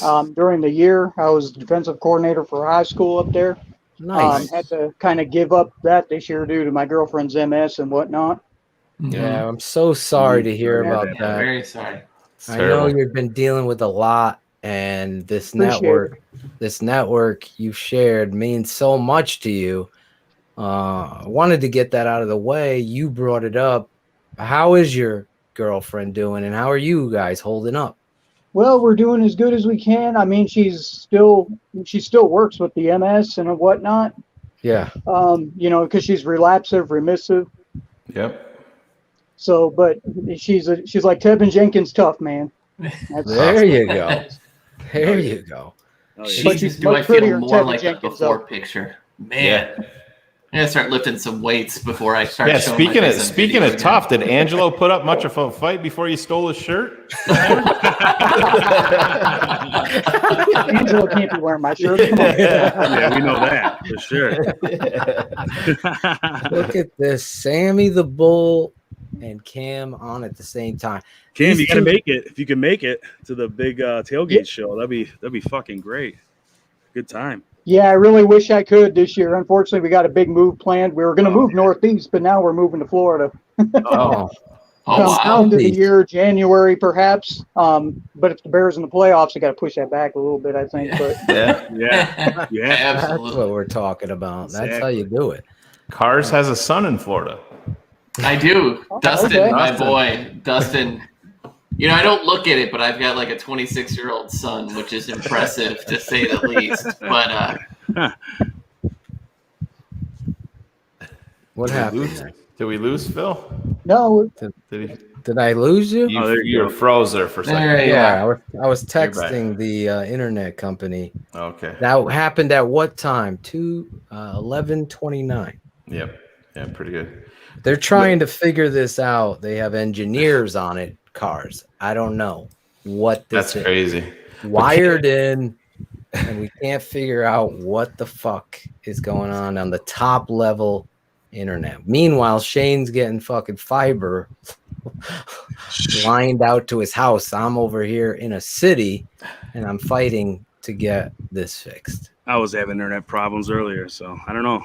Maybe it's some hackers, front Russian edge. hackers. So something in the air around here, down here in Texas too. No joke. All the rain and crap we've had down here. My That's God. crazy.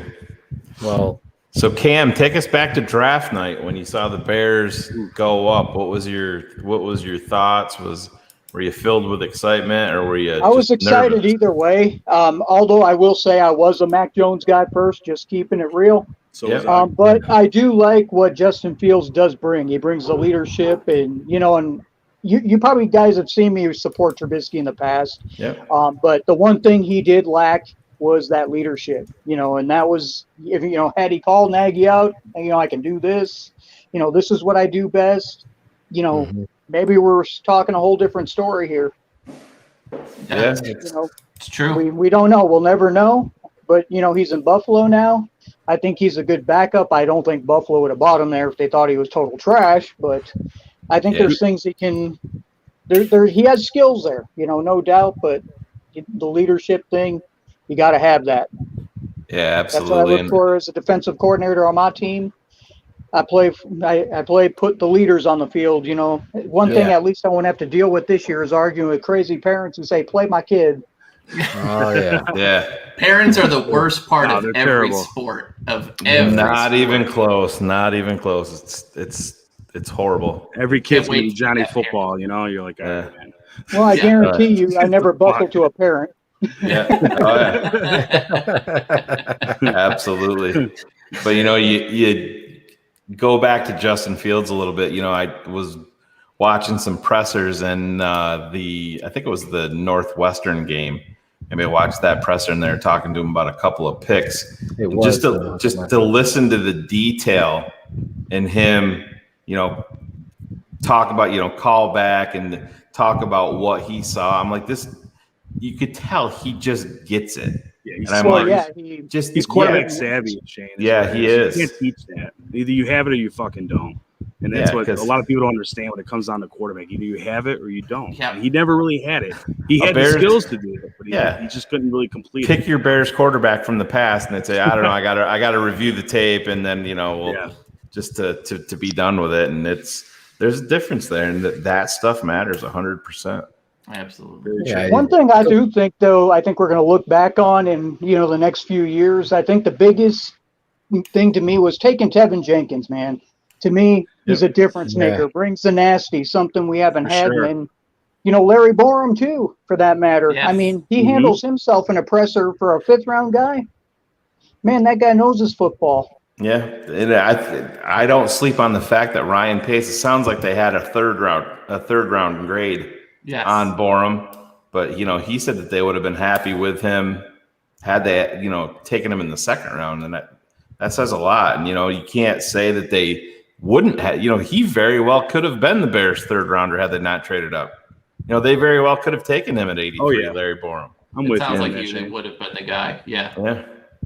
Well, there's no doubt. You saw my reaction on Tevin Jenkins. I mean, I've watched so much tape of the Chicago Bears to know the pitfalls that failed them, and that left tackle position. Obviously, this network was fighting bloggers and blog boys and all of the press that seemed somehow, some way connected to Charles Leno, and the tape said the opposite. So it was never a shtick.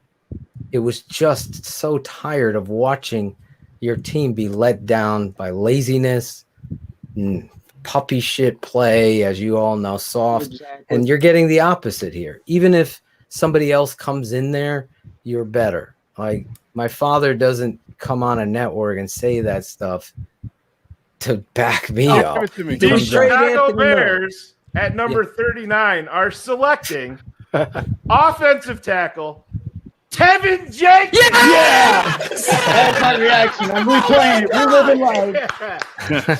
Oh, that was awesome. It was. There you go. Awesome. There it is. I mean, that's what this network is about. You two, Cameron and Sammy. I mean, I've had conversations with both of you, never like this, obviously, but in private. I know how you felt about Tevin Jenkins, Cameron, and you were excited as me. I'm sure I woke my girlfriend up at 1 o'clock in the morning watching that film. I was jumping out the seat excited. My wife knew to leave me alone for those 2 days. He's like, "What are you doing?" I'm like, "You know what I'm doing." You know where? You know what this is. Draft week, boy. Yo, yeah. Get out of here. We're gonna see. Awesome. We're gonna see who Tevin Jenkins is. This isn't when you see who they are. It's when the pads start going and you're going live. That's when you're going to see. So all the stories that Dan Wiederer is going to write, well, he's not taking first team snaps yet. I mean, that's to get you to click on it. That's to, get that. Yeah, all of that. The reality is we're going to fucking know when the preseason games go. And you'll know. And we'll see, and I'll show you the difference because it's not going to be hard. He'll be our left tackle all day. Yeah, there's no doubt in my mind. Yeah, he's strong. He's got his footwork is just amazing. That's the thing that blew my mind is how fast and quick he is off the ball. The first 3 steps, and I was an offensive lineman. I know those first 3 steps are crucial, and his were just perfect every fucking time. And they don't look like they should be. He's got that big leg kick, right? And you're like, that's going to slow him down. And it is perfect. It is perfect. Exactly. Yeah, and you're going to notice that with Borum too, dropping those 30 pounds. You're going to notice the footwork on him getting cleaned up real quick. Because I mean, 30 pounds, man, that's a big. Oh yeah, that's a big drop. I mean, he's going to go up. He's going to go up 10. They want him to play at 332 at right tackle. So I mean, even then, that's going to put him down 20 from where they were playing him at Mizzou. So I'm really looking forward to seeing what both of these guys can do. You put these 2 guys in there and you let them grow and you let them. God, you've done it. Yeah, you've got your pillars. You got a quarterback and 2 tackles. That's number one. Is your offensive line. Exactly. You haven't done that. And to answer B Bear W's, you question about. You're obviously not a patron because my father has talked about this. In fact, we're gonna have to revisit X's with the O's and look at Tevin Jenkins and Larry Borum with my dad and Coach George DeLeon at some point in the next couple weeks, because I want you as a fan to understand narrative and coaching versus coaching. The tape isn't lying. That's why I was so blown away by Emory. I'm sure both of you saw my reaction. David Montgomery and Tevin Jenkins. Those are layups for me because I see the reality of what they can do, and I could project that forward. There's no worry about left or right tackle when it comes to somebody who's got the right temperament and is athletic. If you're athletic, I could teach you either side. It should not be. Remember John Tate? You heard, who was it? The former Bear talking about him. Olin or recently talking about John Tate. There was a Zorich, one of them, talking about John didn't want to go on the left side, but everybody and their brother knew John needed to play. We need you over here. You're athletic enough. What did he do? He went over there and played left tackle, the best since Jimbo Covert. That's the reality. So it is not something anybody, a blogger's going to, the Bears blog and throw another name in there, going to write a story about how this is bad. But the reality is Coach Juan Castillo eyeballed that guy, said he's going to be our left tackle. They cut. Even Shayne and Cards could tell you I was right. You get rid of that cancer from the locker room. Some of the stories I could share, even worse than his play, that cancer that Leno was. So get rid of him. Now you got two young bucks and a quarterback. You're excited. You're excited here. And you should be. I was just going to say, I really loved him, Tevin's presser when he first was introduced to the team, and how he's served notice and said he's taking that left tackle job. Yeah. He wants it. He wants it. You want it. You got to go. I love that. We haven't had that shit. No. We have not had any. Kyle Long was, straightforward. He was a tough athletic freak. But again, we bared that shit up. We lioned that guy. We fucking put him at guard. You should have just put him at left tackle. Learn as you go, because we need you there. But again, it's not New England style. Chicago has always been ass backwards when it comes to fundamental decisions in football, and now they've changed it. So I don't think you have anything to worry about. Tevin Jenkins, his attitude, his toughness, and everything. He'll be just fine. He's going to be fine. I saw it right away. Me and Barlissimo were arguing. Remember, Shayne? This guy ain't no fucking guard like the Draft Network is trying to tell. This is a left tackle. Yeah, exactly. Look at him move. And then I did what? It's right on our network, actually. You can go watch my breakdown. Argue those plays. I'm excited about Tevin. Again, injuries are the only things you get worried about. He's an offensive lineman, man. He'll fight through it. You have to. Exactly. If you want to play, you fucking play. So who was your favorite guest, guys? First, we'll go with Sammy the Bull, and then we'll go with Cameron. You guys have been with us since we started. Love you guys. Appreciate it. Love you too. What show, Sammy, for you? What was your show? My favorite out of all the shows, I would go with Olin Kreutz. I respect the guy so much. He's such a good player. He's a great offensive lineman, one of the best we've had. He's a leader. He's everything you want as a Chicago Bear. And I think that's what Nagy needs to know and put in this team. It's not only the toughness, it's not only what we have as a team and our quarterback, but it's a tradition that we have here. Right. And I think that's one thing that we miss. We want that old 85 Bear barking, scaring the opponent. We want them to be tough. And guys like Tevin Jenkins, he's a perfect example of who a fucking Chicago Bear should be. And I think Olin Kreutz is the person that solidifies that, and that's who I want. And that was my favorite guest we've had, personally. I love it. Olin, obviously, you guys have heard me. I'm not just saying this because I like the guy. I'm just saying it because even me and Olin don't agree on everything. I just know he's the right person to be over Ryan Pace's shoulder, course correcting you all. No. You're not letting that running back out of the building. We need to run the ball. We need to draft this guy. We need to build up front. Those things do matter because somebody needs to be in the margin, keeping people in the margins where it matters most up front. It's never changed. I don't give a fuck what offense you run. It's never going to change. If you don't have those tackles, those horses, and a good center up there, especially if you're running zone, you got to have a center. You can't have Mustafa fucking 2 yards in the back. It can't happen. Don't talk about it. Be about it. That's all I want to see. On skis, exactly. Can't be skiing back. Skeet. To be the man, you got to beat the man. Exactly. I'm excited. I saw somebody ask me about Dieter Eisland, and it's not because he's been on the show and I've talked to him privately, but he just has on tape what I know works in offensive line.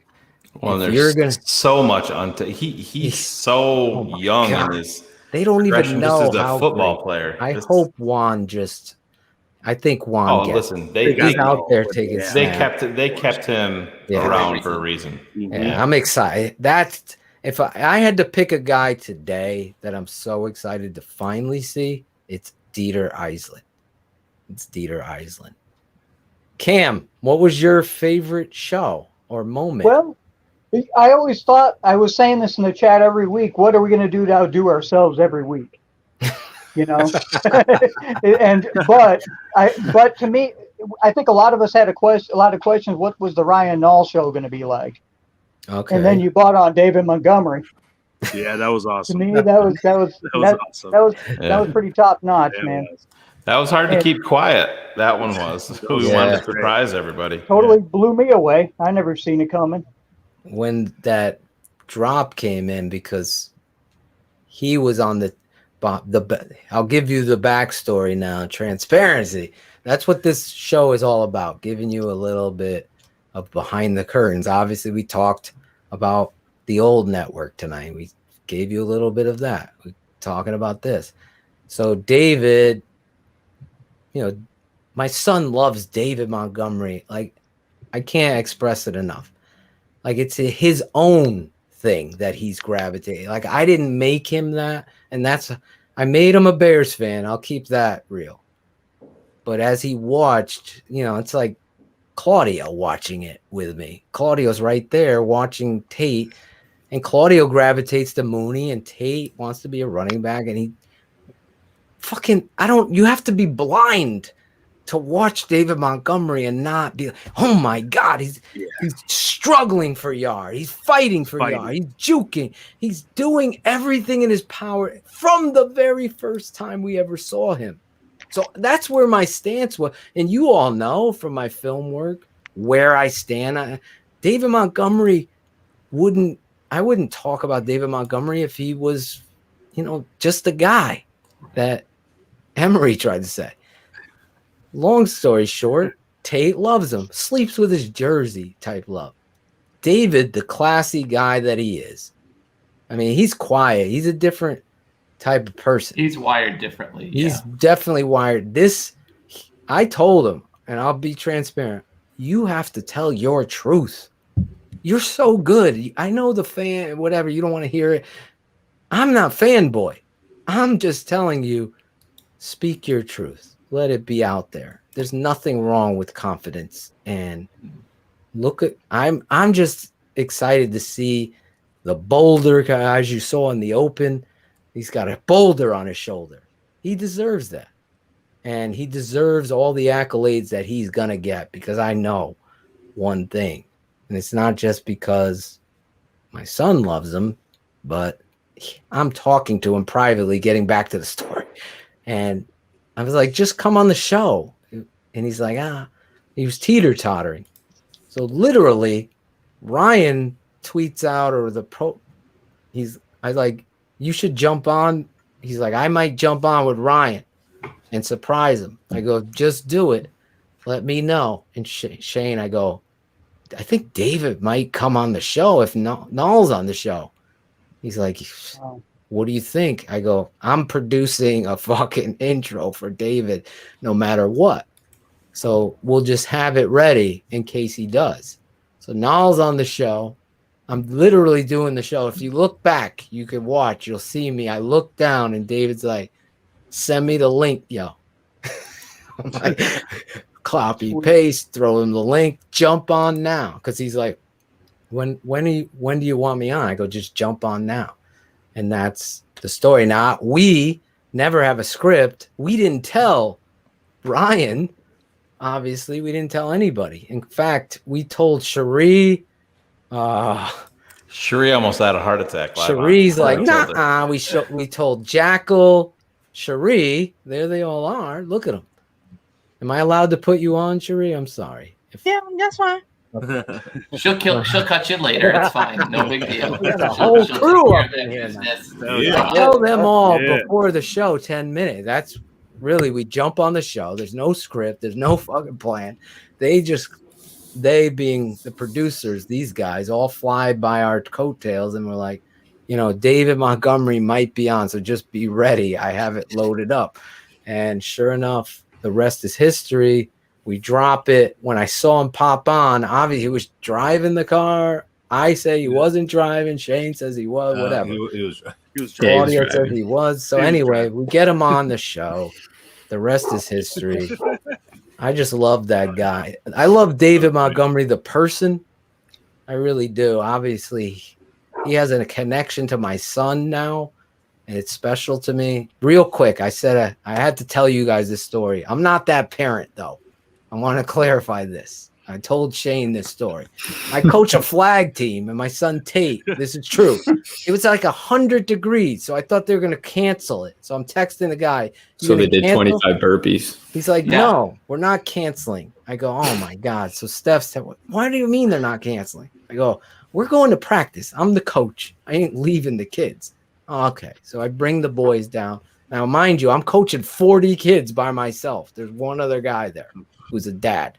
So I'm coaching. They don't know the game. I'm teaching. I'm exhausted after every practice teaching. So anyway, 9 or 10 kids show up, 2, including my sons, real quick. So I'm teaching them all the plays or whatever. Then the practice isn't going to end. And I go, here's a good thing that'll end practice. I go, if you guys stop Tate, you're going to fucking practice is over. You don't have to run. We don't have to do anything. We'll do the ice cream pass because I always end the practice with an ice cream pass. What's an ice cream pass? One kid, any kid, we pick out one random kid. They go 40, 50 yards out. I throw the deep ball. If they pull it in, I got to buy all the kids ice cream. I've done this since for whenever, just to get to end the practice the right way together as a team. And I'll pay for it. Okay. So I told them we'll just go to ice cream pass.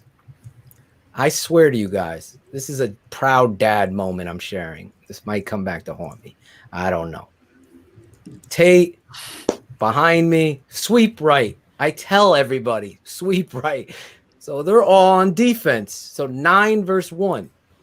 Tate, hand the ball off to Tate. Tate runs to the left, and he's David Montgomery all of a sudden in his brain. I swear to you. And it was one of those moments where I honestly am telling you, I thought they're just going to grab him down. We end practice. We go. This little shit.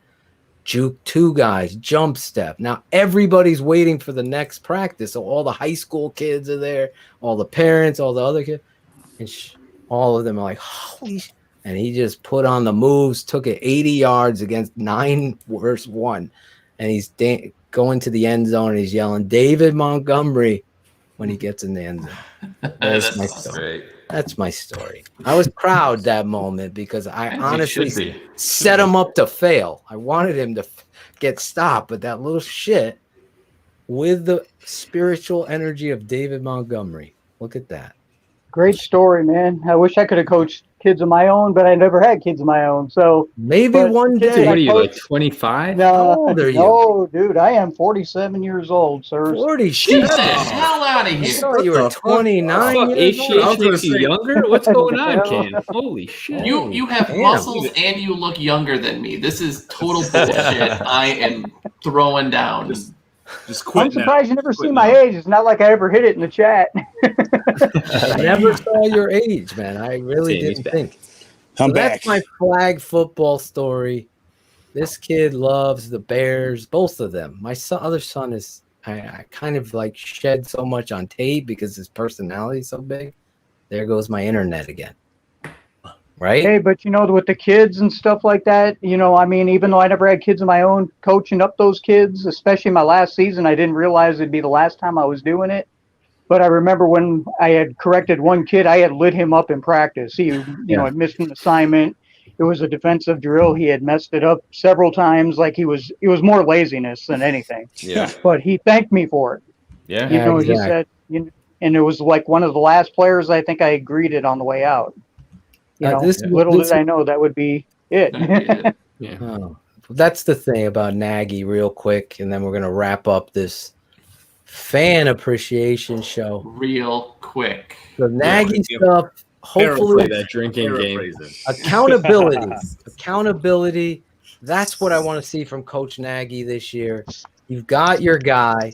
You got everything in motion. You even got There's this. hope, guys. There's hope. That's what I'm talking about. There's hope. So that's where our fan base lies. We are going to analyze it. We're going to have Zach Pearson's eyes on it. We're going to get as many guests as possible and continue this road that we cover the Chicago Bears, unfortunately for Claudio, all year round. Every week. Unless we go on vacation, which we will do this summer. I will be traveling finally 10-year anniversary coming up this summer. So we're going to be bouncing to Punta Cana. Nice. Ooh, nice. I've never been. So I got to get on there. When are you going there, Phil? July 25th we leave because our anniversary is the 28th. Oh, okay. July. That's my birthday. Wants to come with. Mine and We're leaving on Shayne ready for the show. I'm leaving for Italy July 30th. So there you go. We'll be on You'll vacation. be gone. We'll all be on That's vacation. awesome. Cards is going to have his own show that week. Perfect timing. How the show will happen without me? I don't understand. Training camp starts and both you motherfuckers leave. It's going to be Cars and Shayne show. With Shayne, this is going to be. We're going to have so much room for different activities. This is going to be amazing. This is going to be amazing. We're going to build bunk beds. It's going to be Absolutely. Room for so much I will jump on real quick on the beach. No, you won't. No, you will not. I'm not sending you a link. No. I promised I'm going to take the break. I need a break from all of it. So I'm excited. Yeah. And I appreciate all of you fans, all the love. Real quick. Again, we are going to sign off again, though, October 17th, that weekend. Sammy the Bull, a bunch of other people. I'm going to connect everybody together as we get prepared this to have the TTNL, Keeping It 100, family, barbecue, whatever, tailgate, flags are going to be flying, hip-hop, TTNL music, Chicago Bears, Bears Hour Live from the South End Zone. So if you want to be a part of that, please jump in and join us. You don't even have to have a ticket to the game, do you, Sammy, to get there? No, I mean, you could just get a tailgating, a South End Zone parking pass and stay there during the game. And after the game, we'll be back to party again. So it'll be perfect. Yeah. There you go. Again, we didn't do the read, Shayne. Do we have to do that? Let's do the ad. Oh, yeah. Do you have If you're hairy, get Manscaped. Yes. The read. That's not going to work. Come on, Claudio. That's not how you pay the bills. That's why I around don't here. do the read. That's why Exactly. How do you expect us to pay Angelo? You keep showing your value there, Claudio. We pay Angelo with cardboard cutouts. I want to shout out Dante Jones, former Chicago Bear middle linebacker, showing us some love on the Keeping It 100 TTNL. Rasheed Davis. Jesus. Look at Rashid. I saw someone that was their favorite show. I'm gonna let Rashid know that. That was an awesome show. I like their couple tour. people said that. Keeping it 100 with Rashid gave you the tour, right? Remember the tour? Oh yeah. Yeah. Also, if you haven't yet, we have a swag shop. Here's our guy laying on the ground there. Alex Acevedo right here. Spencer Strong behind me. There you go. There's the back of it. Spencer Strong, TTNL. Get over there. Get your T-shirt. Support our guy, Ryan Cox, as we get ready for the Spencer Strong shout-out segment. Do we do the read, Shayne? Are you going to do it? I'm going to isolate on Shayne. We're going to do the read. I don't have it yet. Do you have the Father's Day one? I don't know why I don't have that one. Oh, shit. Oh, boy. I gotta open it up. Well, we got to start the show all over again. I started all out. I put it out there an hour and a half ago.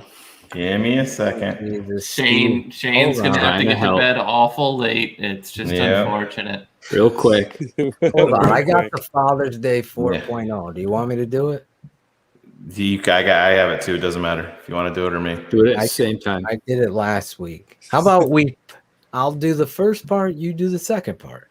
It'll be like Run DMC. Sheree, you want to do it? Sure. Yeah. Father's Day is just around the corner, and you probably need a gift for your hairy ass dad. Make your dad proud this year and get him and yourself the Manscaped Lawnmower 4.0. You heard that right. The Lawnmower 4.0. Get 20% off plus free shipping with the code. Sammy, do you remember the code? KI100. KI100. Manscaped is the only men's brand dedicated to below the waist grooming and just launched their Lawnmower 4.0. Angelo's excited. Imagine surprising your dad with a sleek, well-designed and optimized body hair trimmer that says your balls will thank you. Right on the box. 4th generation trimmer features a cutting-edge ceramic blade to reduce grooming accidents thanks to their advanced skin-safe technology. You might ask, how is this Lawnmower 4.0 different from the other trimmers? Well, this upgraded trimmer includes multi-function on-off switch that can engage a travel lock. This is a great feature if your father or yourself do a lot of traveling. It allows you the ability to run 4,000K spotlight as well. So when you want to shave your hair, ball hairs in the dark, you can do it. Shayne, you got the next one? Lawnmower 4.0. I'm just gonna skip down. Yeah, with the same signature scent fill with this dope cologne from Manscaped for Father's Day that we both love. If we do. With the same signature scent that's in all the Manscaped formulas, this cologne is the perfect complement to the collection. Light, approachable, and gentlemanly in all the right ways. If the old man is smelling a little funky, like Carr's wife complains about all the time, this cologne is a surefire way to change that and make him the talk of the summer. Man of the house deserves to smell like a king. Whether it's a gift for you, your dad, or the men in your life, choose Manscaped. Get 20% off. Free shipping with the code KI100 at manscaped.com. Your balls will thank you. There you go. Yes. Your balls will thank you. Speaking of balls, Claudio, our guy shared with me the thing. Can I open it? No, it's not letting me open it. Fuck. So we will use that music next week. We'll have it prepared. We're going to do some shout outs. I know Shayne is happy about that, but that's how we're going to end the show tonight with Cheree's favorite song, the shout out song. Or is that your favorite song, Sheree? Or is it Bold Prediction? I think shout out song. There you go.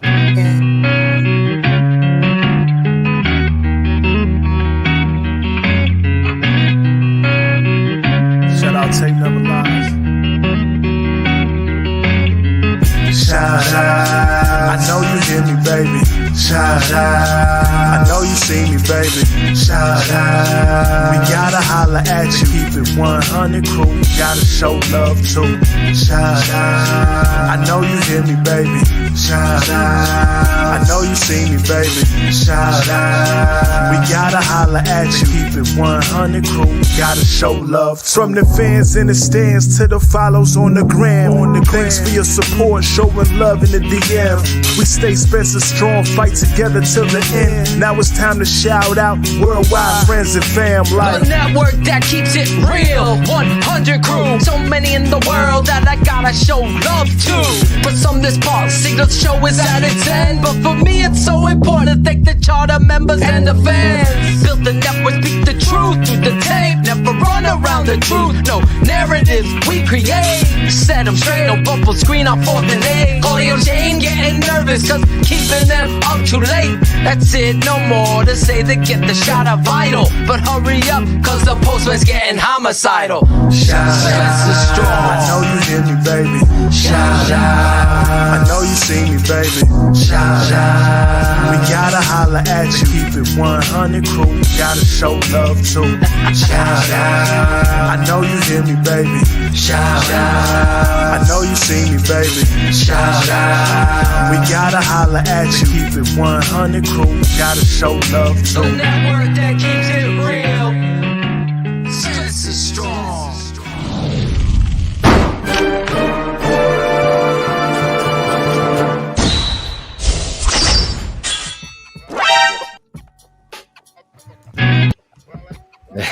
Like it's so much. Let's do it again. Let's run it back. There it is. Claudio, Spencer Strong.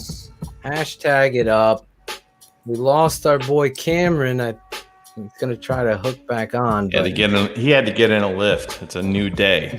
He was just doing quick 100 push-ups. He just went past midnight. Let's always start off with our guest, Sammy. You stayed on the show. A lot of airtime for you. Yeah. Good things for us. You're planning the big meet and greet. Who do you got to shout out, though, tonight? I appreciate everything you guys do. First of all, I got to shout out Shayne for having that beautiful baby. Congratulations again. Thanks so much, man. No problem, buddy. Shout out to the whole 100 crew and you guys doing for what you do the best and providing the best knowledge out there in Chicago Bears football. You can't beat it. So shout out to everyone else. Shout out to my mom putting me on this earth. There you go. That's a good one. That's a first. That's the first one I think I've heard. That's important. 335. Exactly. But shout out to everyone else. Love you guys. Nice. Great stuff. Appreciate the kind words. Claudio. Yeah. Well, I'm going to also shout out Shayne, your wife, Ela. Thanks, your man. daughter, everybody. Awesome. Glad everything's good. Everybody's good. Couple new people in the chat. Nino Corsiera. He's a Grossman fan. He was giving Grossman some props. So I gotta shout him out. Adeptus Serpentis, every show, this dude makes me laugh. He is hilarious. Dude, come on the show. It'll be hilarious. Gotta get him on the show. Gotta get him on the show. Yeah. Michael Cam abolished slavery. Yeah, that was a great joke. That got a good pop in the chat. Sorry. Yeah. That was A+ material. Michael Tran, Logan Frost, Stephen Froilin, and Chuck Froilin. Yeah, that's my boy. And Chuck and Lydia Goring. Oh yeah, always see them in there. And my wife and kids, love you. All right, that's it. There you go. Well, Cam's back. Cam, you're up next. Oh, nice. Right on time for your shout out. There I am. There you are. Cam. Your first time on the There you show. go, Cam. Are we ready for my shout outs then? Absolutely. Yes, sir. All right, sure thing. First one, I want to say Logan Frost. Yes. Love that dude. You got two I'm shout on a little outs. delay here. It's okay. Just keep speaking. Yeah. Get them all out. All right, yeah, first guy I probably met from TTNL. Oh, nice. Yeah, and Chris Jackal, thanks for putting me on and, shouting me out as well. Hell yeah. Definitely. That's what's up, Cam. And also Bullets, man. We've become great friends on and off the air. That's what this is And about. also Alex H. There Alex, you go. Man. That's my boy. Yeah. Alex H. He's long gone, but shout out to him up in Montreal. There you go. There you go. The Canadian shout out. I know where Canada is. It's north. Very good. Very good. Very good. Look at you. You get a One D+. thing I've learned over You get a time D+ in that this geography, is more Joe. than just a football network, Yep. Yes. but it's football family. Absolutely. That's the truth. Well said, Cam. That is the truth. It's Steph Froylan. Steph Claudio. Right, He okay. wants Steph. There you go. Lady Bear. Shout outs. Of course. There you go. First and foremost, of course, Shayne, congratulations to pretty little Emmy. Thank you. To your wife and Riley being a big brother now. Phil, to your dad, happy belated birthday. Shout out to thank him. you. Awesome. Thank you. Definitely Logan. Logan is awesome. Definitely want to send a shout out to him. I know he Logan's gets a been a lot love of on the love. 3 show. shout outs. Yeah, That's a record. That's got to be a so- record. 3 Man. shout Wait, outs. how did you do remiss 3? if I didn't shout Did him you do out. the shocker as 3? I did the shocker. Just now? You Okay, I definitely just just wanted to did. make Thank sure. you, I Carter. saw You that. did. Yeah. You were fucking observant, bro. Good, You were- good. Holy Takes shit. one to know one, apparently, you know? I'm shocked that no one else saw that. All right, I'm Oh, I leaving. see. It was good to see you. Buy cars. Sorry. Oh, Sorry. shit. Just threw me completely off. Shout out to the TTNL family. Just all the love and support that we get every week. And like Phil say, keep sharing the show, liking it, and so we can grow. The network can grow. Well said. Good stuff. Well said. Cars. I can barely think. Sorry, I've been up since 4 a.m. this morning. No, these are my favorite. Yeah. I had a rough day of golf, Shayne. It was a very hard day of work this Edwin morning. called you out. Rough day. It's work. Golf. Yeah, it was really tough. No, these are my favorite shows because it is fun to put, faces to names of folks that we interact with in chat and Twitter.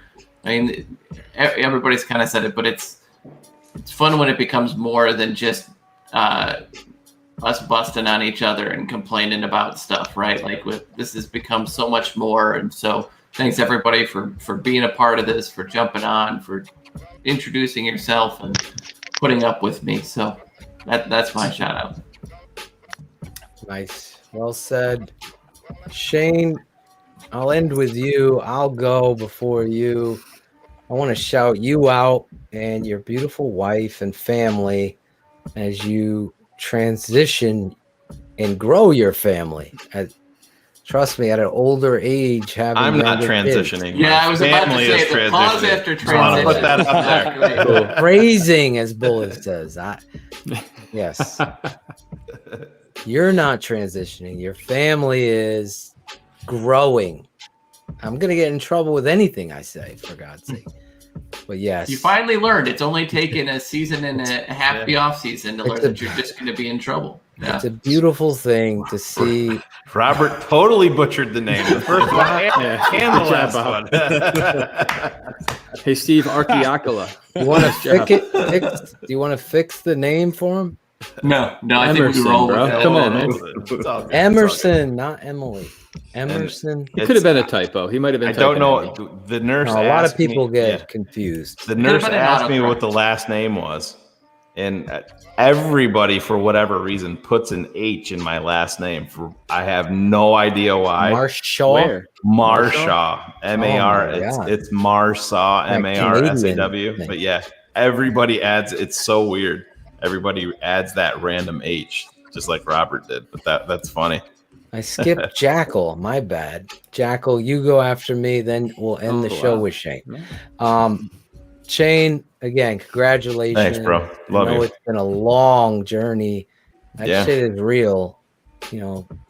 Just keeping it 100. So to get to the end zone, we got to celebrate that. So I wanted to shout you and your family out. Thanks. I want to shout out everybody that came on the show, showed their face. To piggyback what Carr said, from Edwin, Gary, all of them, Ethan, everybody that obviously Sammy's here, Cameron, we finally see you, HL Priest, all of you guys are family. We tried to get as many on. Chris Price, I'm sorry. Wanted to get you on the show. You're my fullback. We had our quarterback on. Now we need our fullback. So we'll get you on hopefully next week or another week.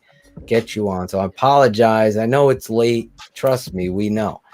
But I wanted to shout everybody out. And those of you that wanted to come on, I'm sorry. There's limited time. And we want to get to know you and let everybody in the audience know you. So let me say that. And then lastly, obviously, I want to thank my wife for supporting and doing this. Has been so much fun building this network. I'm very, very, very proud that we can have a show with fans and not have a script and just not know anybody and then go from there and hear your story, why you love it and what have you. Again, some people won't like it. That's fine. But real recognizes real. And that's what we wanted to do always. Lastly, I want to shout out this guy, my dad, 81 years old. I'm telling you, I was telling Shayne, he missed the show. He missed the show. Like, he wants to be a part of the network, loves the fans. And I was showing and reading him all of your birthday wishes. So I just want to shout him out because, like I said today, I wouldn't be who I am without him. And knowing the person or getting to know me like Claudio and all of these guys do, where my line of integrity is. We can break balls, but at the end of the day, I'm going to have your back. I'll fucking die on that sword. So I just want to shout out my dad, 81 years young. Hey, let me tell you, he's ticking. I'm like, could we just go out for dinner? Nah, I'm going to cook these burgers, Phil. I'm going to make sausage and pepper. We had to do it. So that was funny. I saw you doing the burgers. You're like, what kind of fucking cheese is this? Fucking provolone. It's all I got. That's all I got. That's all I got. That's exactly whatever Was he it had. string cheese? Yeah, that's exactly Was right. it string cheese? Provolone. That's all I got. Provolone. That's all I got. So there you go. Chris Jackal, your shout outs. I apologize, Chris. No, it's all good. Real quick. Just Shayne, first and foremost, congrats to you and the fam. Thanks, man. Health is wealth, and it sounds like everyone's doing great. So that's awesome. Yep. I hope you get some sleep and change some diapers. Oh yeah. But, I'm up on Hila by a lot. I remind her that every time I dive in. Try not to remind her too much. Marriage advice to rub that in her face right now. Good call. Good call. It's cool. It's cool. You'll be in the shower just like the rest of those men we were talking about earlier. But with that being said, I just it's pretty amazing to be a fan of the show, then to be sitting here and helping out and doing what I do now, and to meet everybody face to face is a pretty cool experience. So I just appreciate being part of the show, and it's really nice to actually meet Cam face to face. And I'm going to set this, Logan, I appreciate you more than I think you understand. So, that's just another shout out in your direction. And to everybody else out there, just keep doing what you're doing and keep it 100. And it's going to be an awesome roller coaster ride. Well, that's it. Sammy, the Bulls internet's going out. Shayne, wrap it up, man. Can I say one thing? Literally, too. Yeah. Wrap it up. No more kids. Don't cut out Cherie. Go ahead, Cherie. Oh, go ahead, Cherie. One thing. Yes. My birthday's Sunday. Happy birthday.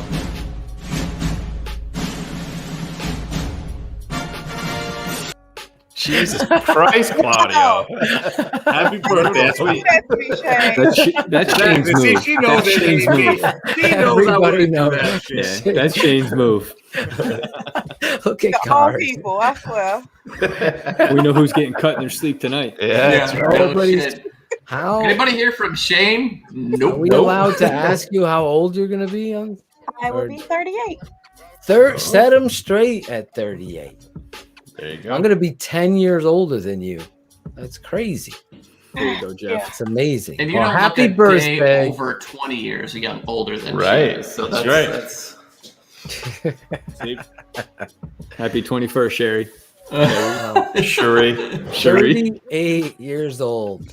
Shackle, you're getting do cut too, tube now, buddy. I cannot wait. I can't stop. Cherie will be at the Packers Bears game. Yep. See, Steven Johnson agrees. That was awful. Claudio. You know it was me. Big Low bully. class. Really I'm low the bully. class. I'm the bully of the bunch. You know that. It's all that substance abuse you do. Well, I'm impressed with that, Cherie, because I honestly thought you were 30. So there you go. Thanks. So you I and thought you- Steph are the same age. There you go. Really? She looks young too. Yeah, she does. Don't tell her I said it though. I thought you were 29, Cherie. Say, that's not gonna make it. It's even better than Phil. That's not gonna help you. Yeah, you're that check has been cashed already, Shayne. I don't need nothing you're gonna do is gonna undo that right now. That's why Sammy left. He did it. Listen, people that are still watching this show deserve something. I don't know what, but they deserve. They deserve Steven Johnson to come end it early. That's what they deserve right now. Is just to Shayne, end. finish us off. Your Shayne. biggest Go ahead. shows? What's And this that home, red Shayne. button do? That's what she said. What's You mean that this red one? button do? Yeah. No, hey, obviously my daughter was born a week ago today, which seems Is he here? Oh my God, he got in? He's in. I'm magic. Nice jazz hands, sir. Very nice jazz. Where's that end broadcast button? Oh, there it is. Top right. All right. Top right. Great show, guys. That was pretty cool. That was good. But yeah, my that. daughter is like I said, week old. It went by in the blink of an eye. So many people. I mean, everybody here, everybody that sent. I mean, it's amazing how many people took time and put in the effort and sent gifts. Phil and Steph, they sent some personalized stuff, and I thanked them. And Phil didn't even know that I thanked him about it until like 2 or 3 days later. I didn't know you got it. I thought Yeah, you said. yeah. No, we got it. Appreciate everybody. I gotta share. I'll share a picture while I say this. There's my little girl. I've heard all of you guys that have daughters and sons. Like I said, I love my son like no other, but little You girl. traded him for Justin Fields. Yeah, I did. Yeah, we all heard come it, on. dude. I've had it for 10 years. We had a good run. But no, little girls hit different, and I didn't really know how to, you guys would always tell me that, but there's a difference there. So I noticed myself changing diapers when I used to change Riley's diapers. Be like, come on, Rocky, let's go. Get him going. Now with Emmy, you're like, oh man, I don't want to hurt my little princess here. Shayne, tell me how you feel in 13 years. We'll see if I know. And no, you might feel a little different. No. Try like 7 years. 7 years, sir. Go. Yeah, we'll see. I hear you. I've worked with enough kids. Selfies at 7. No, it's like I said, enjoy it, man. They're beautiful. Oh, I will, man. She's just a little nugget right now. She was tiny. I wouldn't know. Came a little bit early, but yeah, it's Claudio's shooting all girls. Jackal's shooting all boys. Yeah. Shayne's got the best of both worlds. That's right. My shit's golden. FedEx and UPS. Yeah, that's right.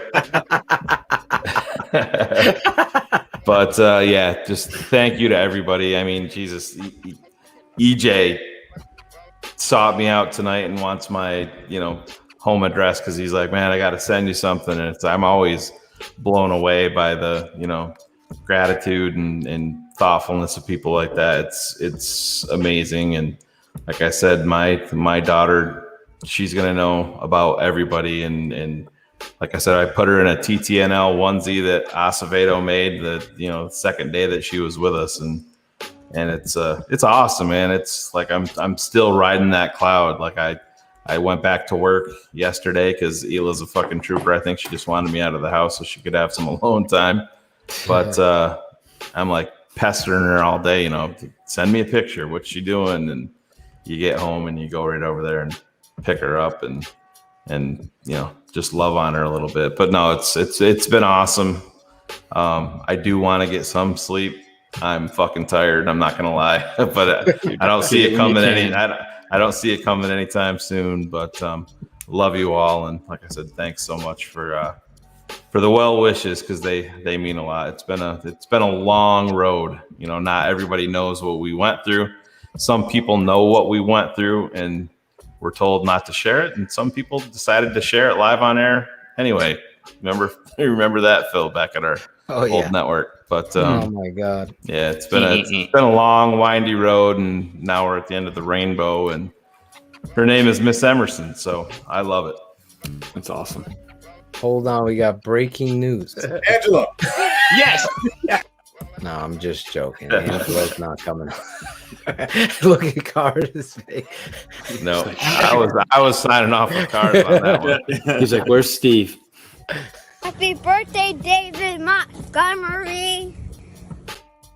There it is. Happy birthday to David Montgomery as well. It's a lot of birthdays. Shayne's daughters, my dad's.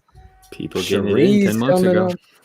June is a good month, I guess. It's cold in the winter, man. We will be back live next week. I believe we have from the Ringer, now the Athletic, Robert Mays.